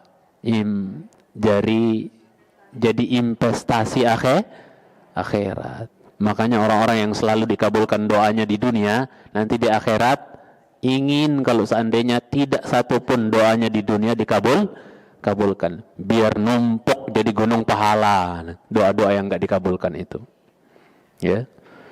Jadi ibu, saya hibur dengan hadis tersebut bahwa kalau ibu nggak diterima, nggak dikabulkan juga, nggak cash juga doanya di sini, maka kabar gembira bahwa Allah sudah simpan pahala doamu nanti akan jadi gunung pahala di akhirat yang ibu akan bahagia dengannya.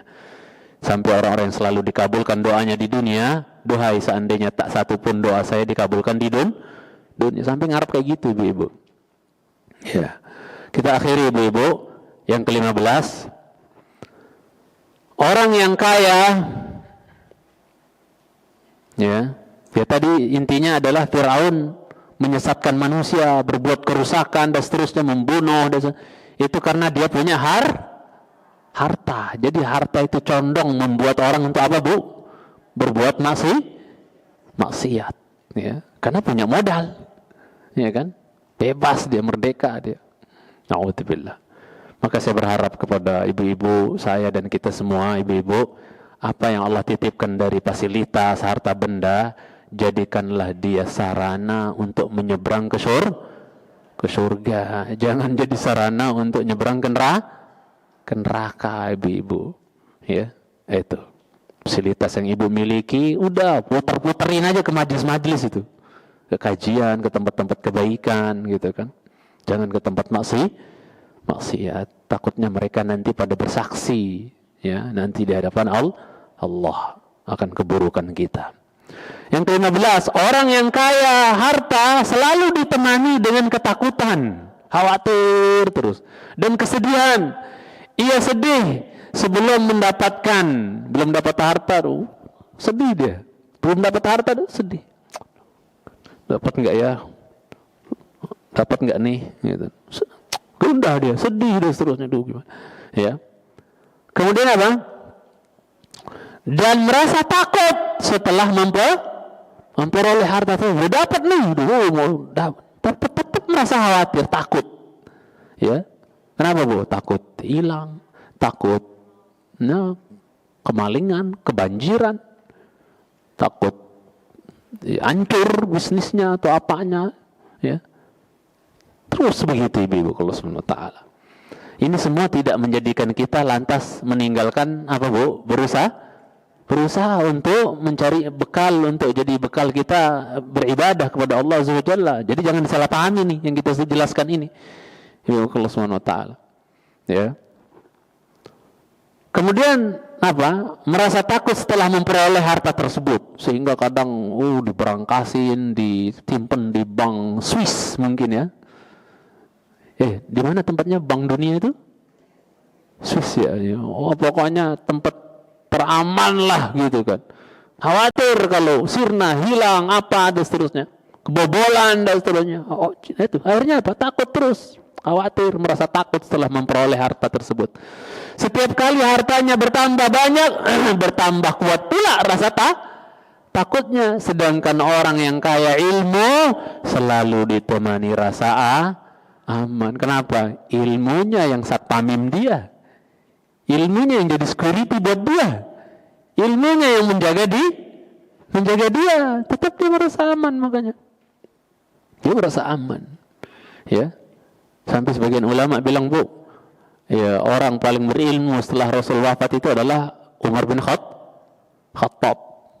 Umar bin Khattab, Masya Allah, merasa aman, tentrem, sehingga beliau adalah pemimpin dunia yang kita kenal, tidak punya pas-pam, tidak punya bodyguard, kemana-mana harus dijaga gitu.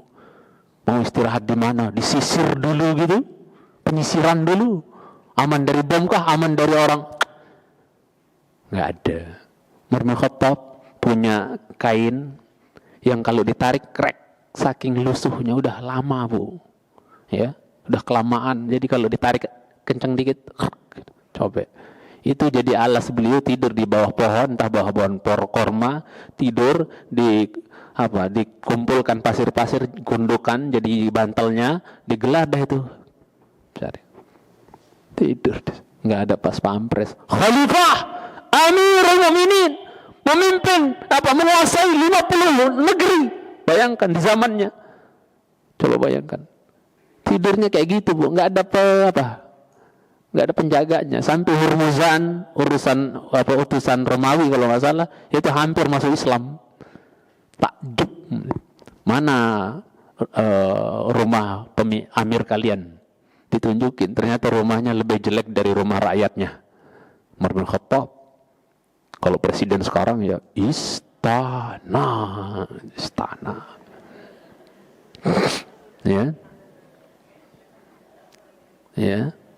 Kemudian ketika didatengin ke rumahnya ternyata nggak ada. Mana orangnya? Tadi jalan ke situ, beliau coba cari, mungkin di bawah pohon sana.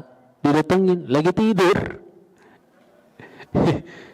Ya Rabbi, nggak ada yang jaga. Lah ini kalau mau dijahatin orang apa nggak dibacok orang lagi gimana? Masya Allah. Akhirnya dia sampai komen. Apa dia bilang? Hakamtah, fa'adaltah, ya, fa'amintah, wa nimta ya Umar. Engkau telah berhukum, menetapkan hukum bagi rakyatmu, dan kau adil dalam menetapkan hukum kepada rakyatmu itu. Akhirnya apa? Karena kau adil, maka apa? Engkau merasa aman, karena rakyatmu cinta sama dirimu. Kau merasa aman. Ya. Kalau yang bunuh beliau kan orang Majusi kan dia. Ya. Ya, kalau rakyat beliau cinta sama Umar. Nggak ada yang benci. Ada yang benci Umar? Nggak ada. Cinta semua sama Umar bin Khattab. Karena rakyatnya cinta semua, akhirnya dia merasa apa, Bu? Perlu dijaga nggak kalau rakyatnya cinta semua? Nggak ada yang mikir mau bacok beliau. Dasar bajingan Majusi aja tuh, pahlawannya Syiah. Yang kuburannya sekarang ditawafin sama orang-orang Syiah itu, pembunuh Umar, dan diberikan julukan Baba Syuja'uddin, bapak pemberani agama, karena telah berjasa membunuh Umar. Ditawafin kuburnya sama orang-orang Syiah sekarang. Abu Lu'lu'ah al-Majusi yang bunuh Umar ketika salat subuh di rakaat pertama. Ya, sudah. Maka apa? Engkau telah berhukum, engkau adil dalam berhukum, ya. Kemudian apa?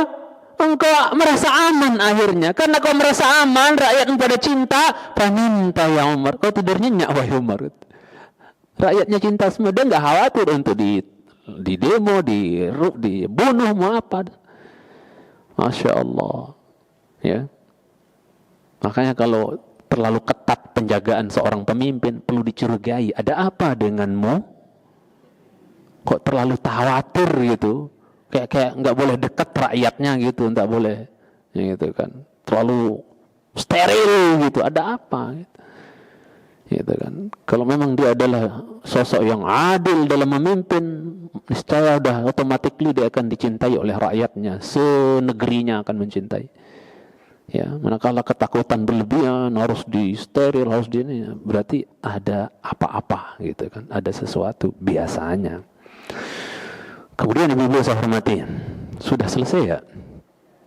Sedangkan orang kaya ilmu selalu merasa apa? Ditemani oleh rasa aman, kebahagiaan, ya, dan kegembiraan. Maka ibu kalau mau gembira, mau bahagia, mau rasa tentram, apa kuncinya Bu berarti? Ngaji. ngaji, nuntut ilmu, stres-stres mikirin utang di rumah, datang ke masjid hijau, ke masjid yang mana yang lain, ke tempat-tempat kajian sunnah di masjid yang lain. Insya Allah ibu-ibu akan apa? Merasa aman, ya, merasa bahagia, gembira, ya, itu.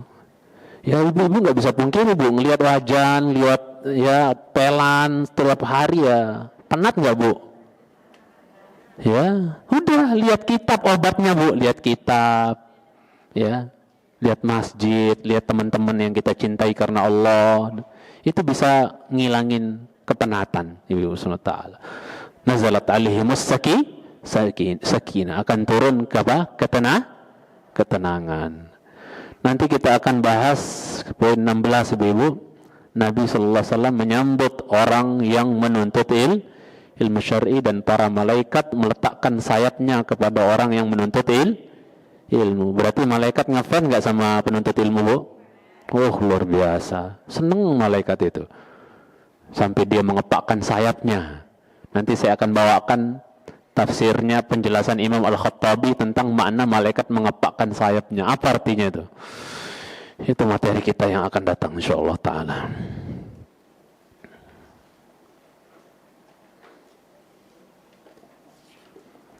Ini usul salasah terkorupsi banyak ibu-ibu ya, saya nggak nyadar.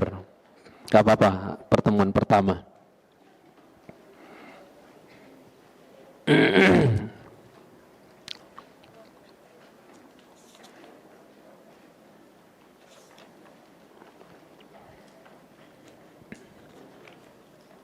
Halaman 50.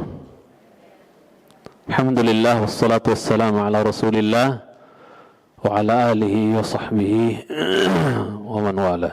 Amma ba'd.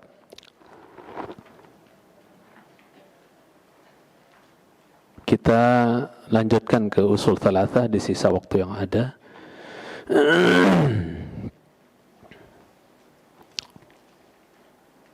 Apa pembahasannya bu? Risalah yang keempat, 3 landasan utama yang wajib diketahui. Kita bacakan dulu matannya ya bu ya. Matannya yang itu, yang di kotak ya bu ya.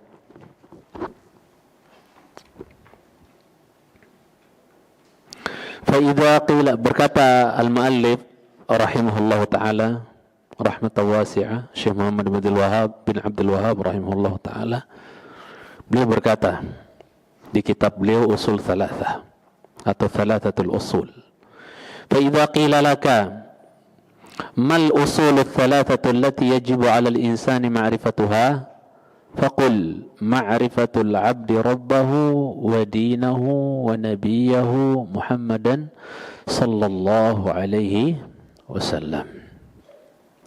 Jika ada yang bertanya kepadamu, apakah 3 landasan utama yang setiap manusia, lihat tolong di stabilo itu, setiap manusia, kita manusia semua bu ya, setiap manusia wajib mengetahuinya. Berarti wajib mengilmui, wajib menuntutnya berarti. Maka jawablah 3 landasan tersebut mencakup pengenalan seorang hamba terhadap 1, Tuhannya Allah Subhanahu wa taala. Yang kedua, agamanya, dan yang ketiga, nabinya Muhammad sallallahu alaihi wasallam. Syarah Syekh Salih bin Fauzan hafizahullah ta'ala, semoga Allah menjaga dan menyehatkan beliau. Yang pertama, penulis menyebutkan 3 landasan utama dalam agama, yaitu mengenal Allah Subhanahu wa ta'ala ya. Automatically ya, ini jadi nomor wahid ya bu ya, mengenal Allah, ma'rifatullah, mengenal Allah versi Ahlus Sunnah bu ya, metode dan manhajiyah, metode cara Ahlus Sunnah, bukan metode tarekat ya. bukan metode-metode bid'ah yang dicetuskan oleh orang-orang tarekat. Ya. Yang membagi-bagi Islam menjadi berlevel-level, ada syariat, ada tarekat, naik lagi ma'rifat, naik lagi hakikat. Dari mana lah itu? Pusing juga saya, dalilnya mana gitu, di sahih mana, di hadis sunan apa. Enggak ada gitu kan. Ya, pembagian-pembagian seperti itu.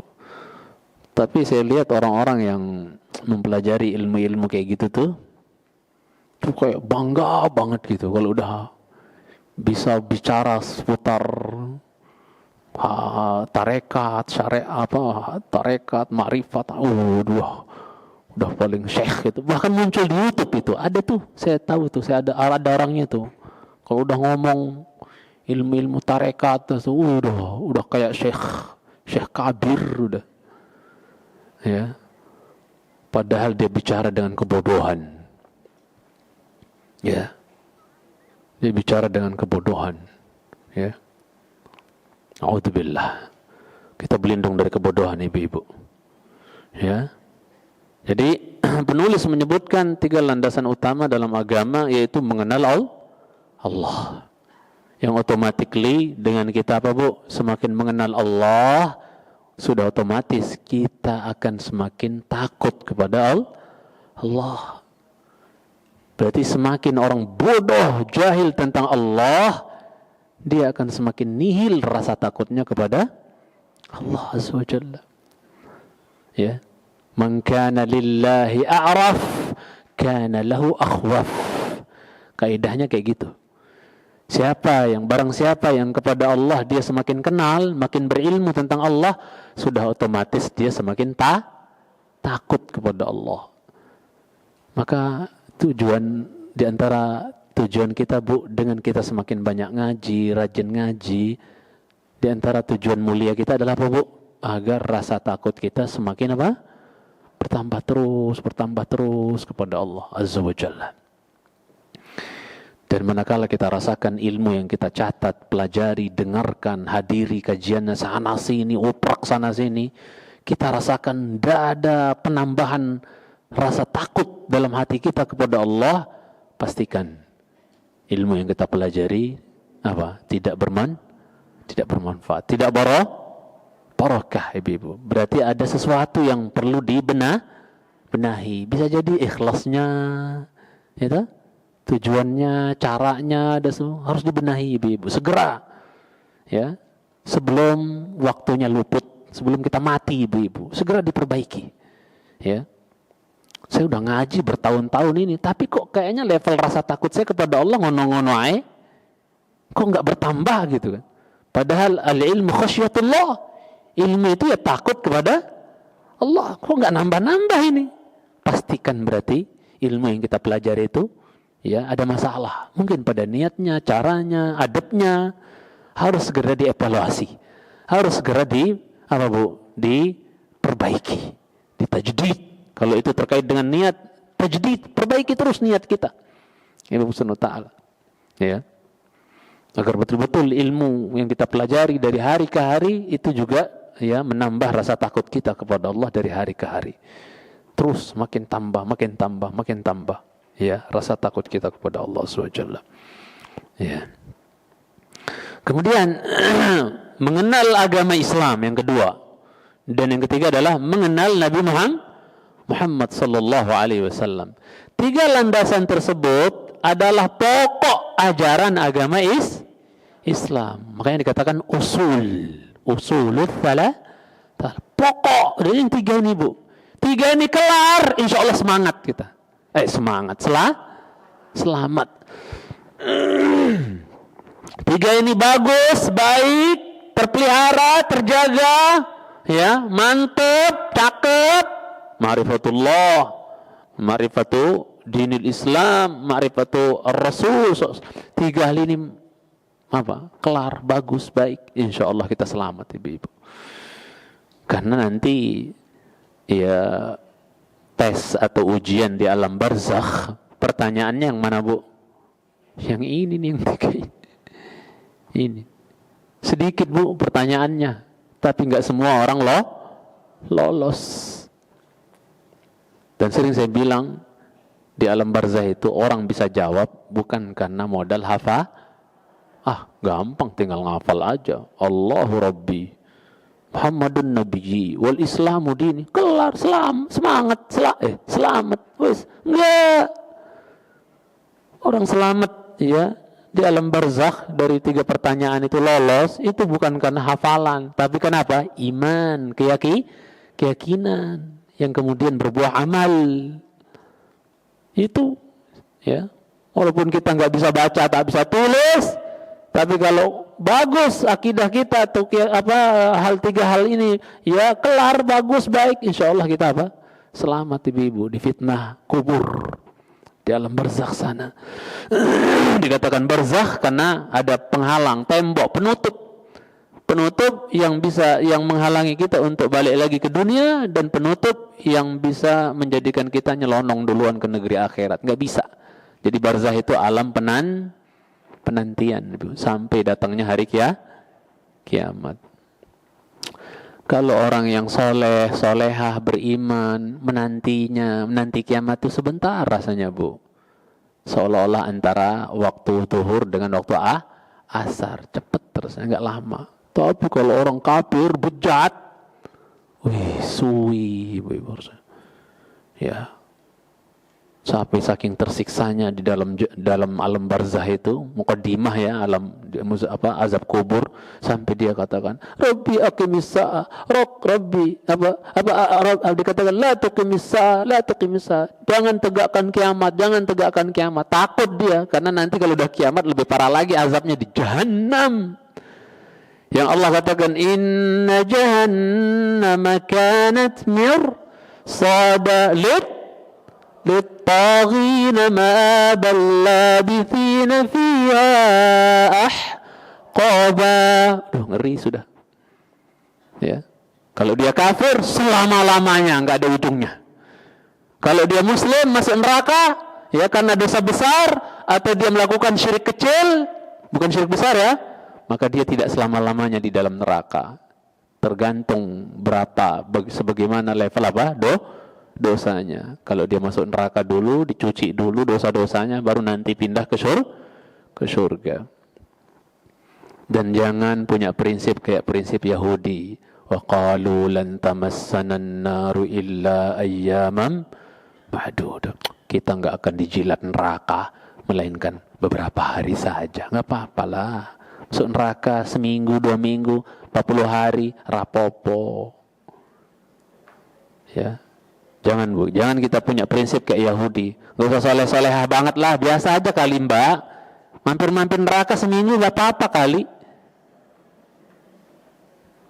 Dia gak ngerti. Dalam surat Al-Hajj Allah katakan, wa kana yawman 'inda rabbika ka'alfi sanatin mimma ta'uddun. Satu hari di sisi Tuhanmu di akhirat 1000 tahun yang kau hitung di dunia. Seminggu kau di Jahannam berapa lama? 7.000 tahun. Ngawur aja ngomong gitu kan. Yang membingungkan juga itu yang disenandung-senandungin di musola-musola, masjid-masjid itu bingung itu.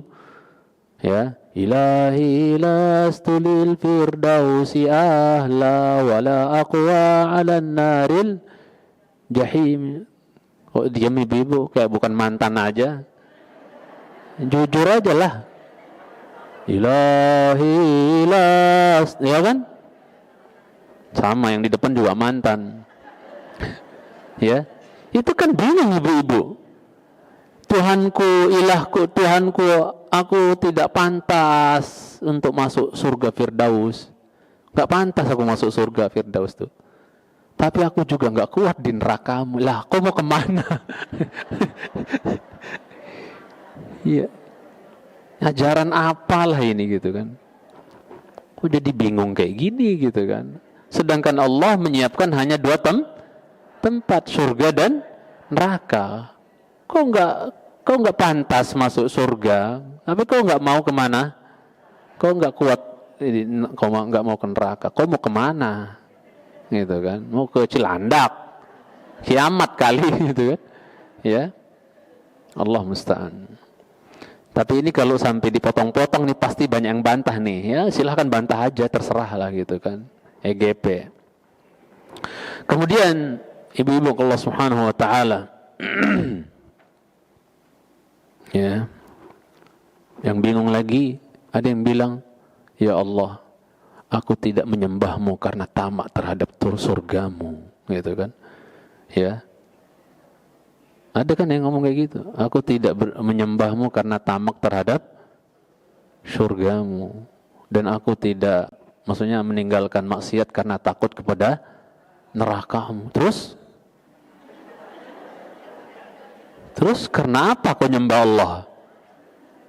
Alasannya cuma satu, karena cinta doang. Wah, ini Murji'ah ini yang nyembah Allah hanya modal cinta. Pokoknya yang paling keren tuh akidah Ahlussunnah, sudah ibu-ibu. Selamat kita insyaallah dengan akidah Ahlussunnah wal Jamaah insyaallah. Pegang teguh nih akidah Ahlussunnah wal Jamaah. Ya, kemudian ibu-ibu yang saya hormati, 3 landasan tersebut adalah pokok ajaran agama Islam yang akan menjadi pertanyaan bagi seorang hamba ketika diletakkan di dalam kuburnya, ketika keluarganya telah pulang meninggalkannya, ya, di dalam kubur, sudah terkubur, ditinggalkan oleh keluarganya, ya, nggak ada yang setia menemani dia, yang setia hanyalah amal, harta dan keluarga semuanya pamitan pulang, ya, semuanya pamitan pulang, yang setia cuman amal. Lah kalau amalnya amal bejat, amal maksiat terus, apa enggak dia termasuk yang histeris? Maksudnya apa enggak dia yang termasuk ditemani oleh amal buruknya yang diserupakan seperti orang yang busuk, jelek tampangnya, dan mengatakan kepadanya dulu di dunia, betapa cepatnya kau kepada maksiat tapi lamban kepada ketaatan. Mau enggak dia dengar kayak gitu tuh? Naudzubillah, jangan sampai kita dengar dari teman kita yang akan menemani kita di alam barzakh, ibu-ibu.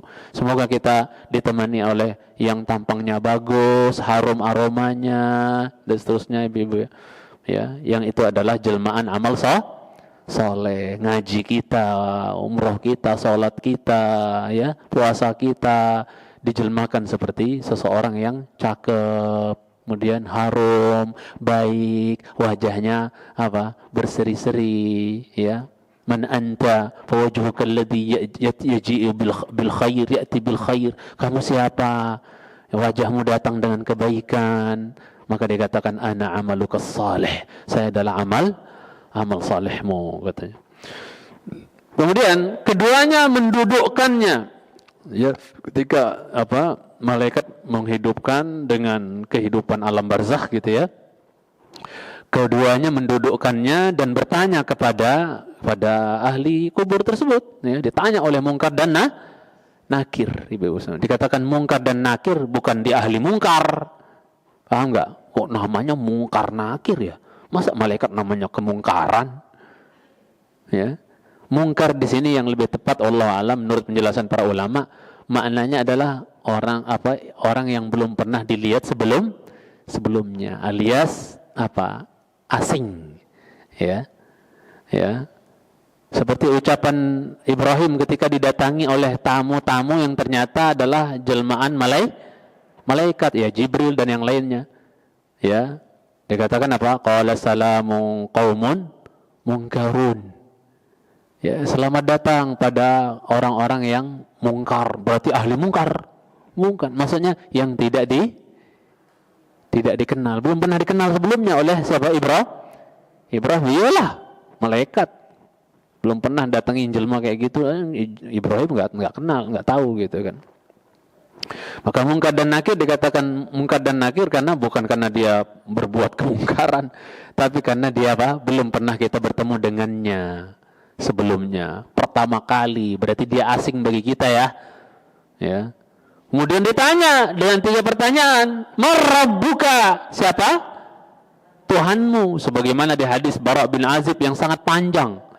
Sebenarnya pengen saya bawain ibu-ibu hadisnya, tapi panjangnya kayak gini nih. Ini kalau saya bacain sampai jam berapa ya? Jam dulu. Apalagi dijelasin, bisa jadi satu ceramah khusus ini.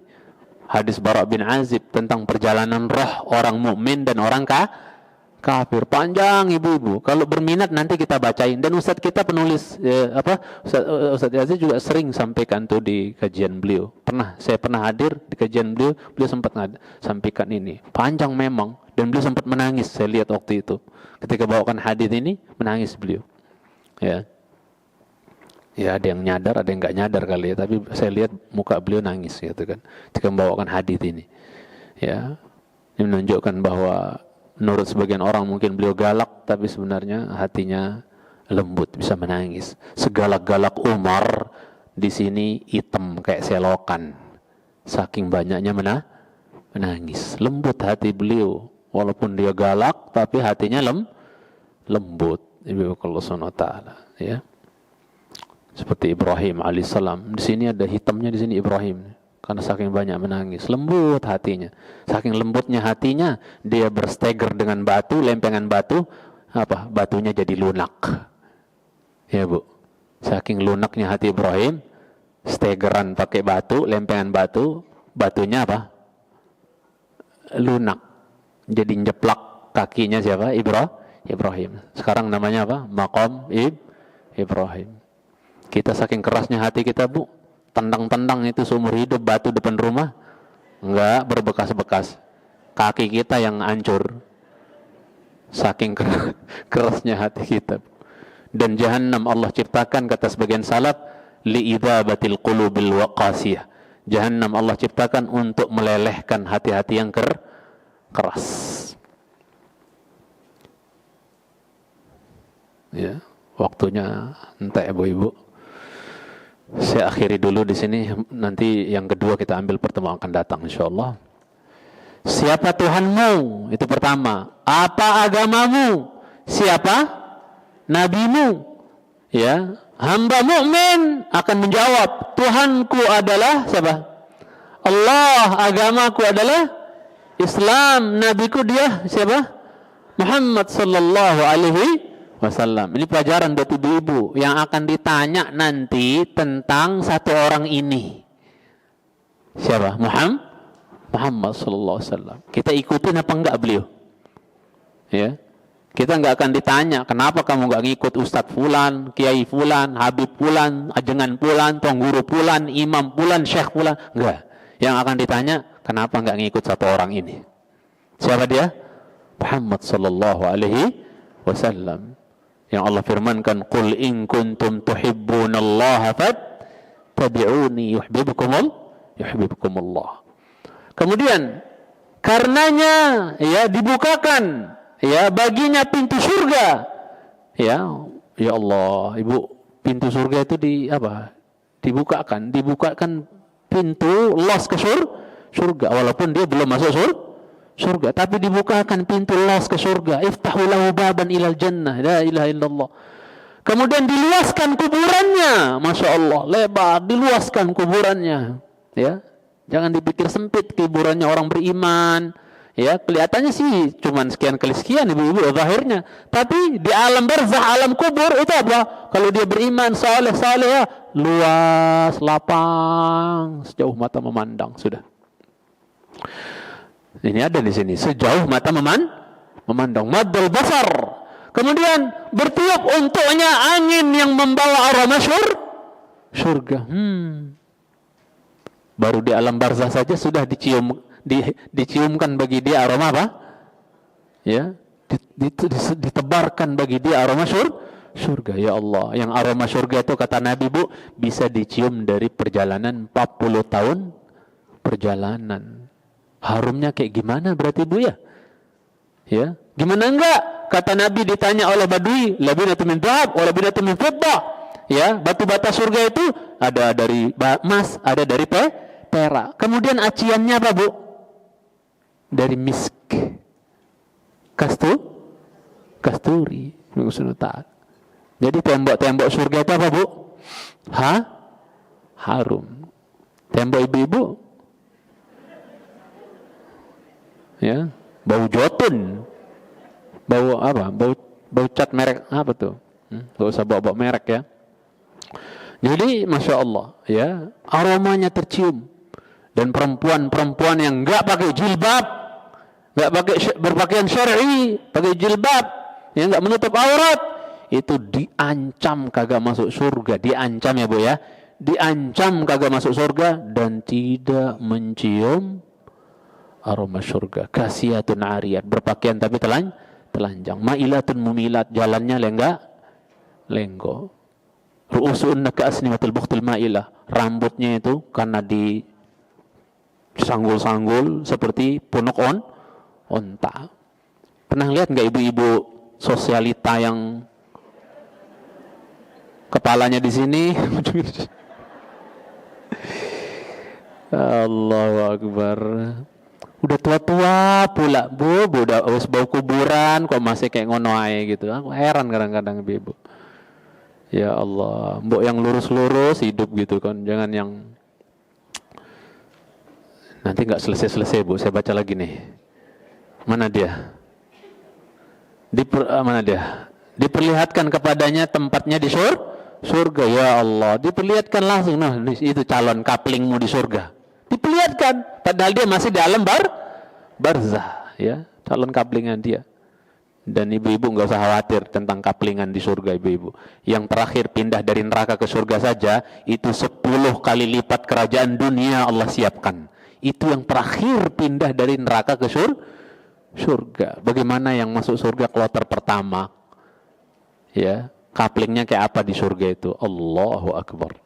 Hingga dia berkata, ya Allah, datangkanlah hari kiamat. Minta cepet-cepet apa Bu? Kiamat. Oh, di sini udah enak banget, apalagi neng kono. Ya, di surga. Oh, pengen cepet-cepet kiamat. Adapun hamba yang kafir atau munafik yang menampakkan keimanan tapi tidak meyakininya, nah, menunjukkan apa Bu?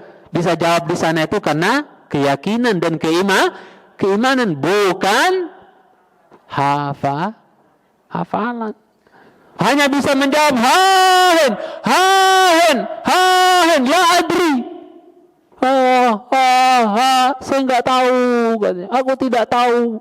Saya dengar orang ngomong, ya Allah Tuhan, ya saya bilang juga Allah juga. Saya dengar orang Muhammad Nabi, saya bilang juga Muhammad Nabi. Saya bilang Islam agama yang saya ikut-ikutan aja. Padahal dia nggak tahu, nggak paham, nggak ngedong, nggak paham, nggak pernah ngaji, nggak pernah belajar tentang 3 landasan itu. Ya, makanya saya berdoa kepada Allah, dengan kita belajar 3 landasan utama ini, Allah mudahkan ketika kita diuji oleh Munkar dan Nakir nanti Bu. Jawab lancar, melincir. Kenapa? Tahu ilmunya. Dan kita yakin gitu, imani gitu kan. Mungkin kita nggak soleh-solehah banget ibu-ibu ya, di sisi amalan yang lain, tapi kita apa? Yang 3 hal ini mantap ibu-ibu. Mudah-mudahan kita selamat di fitnah kubur itu ibu. Ya, ujian kuburan tersebut. Yang Nabi sebutkan, inna jaminha fama ba'dahu aisar. Kalau orang selamat di ujian kuburan itu, maka yang setelahnya semakin mudah, melincir sampai ke surga nanti. Wa illam yanju minhu fama ba'dahu asyad. Tapi kalau di alam barzakh saja udah enggak lolos, karena enggak ngedong tentang ma'rifatullah, ma'rifatun nabiyyah, ma'rifatul Islam, bil adillah, enggak ngerti dia, enggak pernah ngaji, enggak ada waktu, enggak sempat, sok sibuk. Maka yang setelahnya semakin sulit. Naudzubillah. Ya. Kemudian apa Bu? Aku tidak tahu. Karena dibukakan, ya, karenanya dibukakan baginya pintu neraka, wis bahang jahanam itu dirasakan. Disempitkan kuburannya sampai mungkin hingga tulangnya itu bersilangan, kanan ke kiri, kiri ke kanan, krak, gitu kan. Ya. Bertiup untuknya angin yang membawa bau neraka dan panasnya. Ya, diperlihatkan kepadanya tempatnya di neraka. Noh, calon tempatmu, kaplingmu di neraka. Ya, hingga dia berkata, ya Allah, jangan datangkan hari kiamat. Takut dia Bu, takut. Di sini aja udah kayak gini, apalagi di jahanam. Semoga Allah melindungi saya dan ibu-ibu semua. dan orang-orang yang kita cintai. Sampai di sini dulu Bu, kita tidak ada tanya jawab dulu Bu. Udah waktu 10 menit lewat. Sallallahu alaihi Muhammad wa ala alihi washabbihi wasallam. Subhanakallahumma wa bihamdika, asyhadu an la ilaha illa anta, astaghfiruka wa atubu ilaik. Assalamualaikum warahmatullahi wabarakatuh.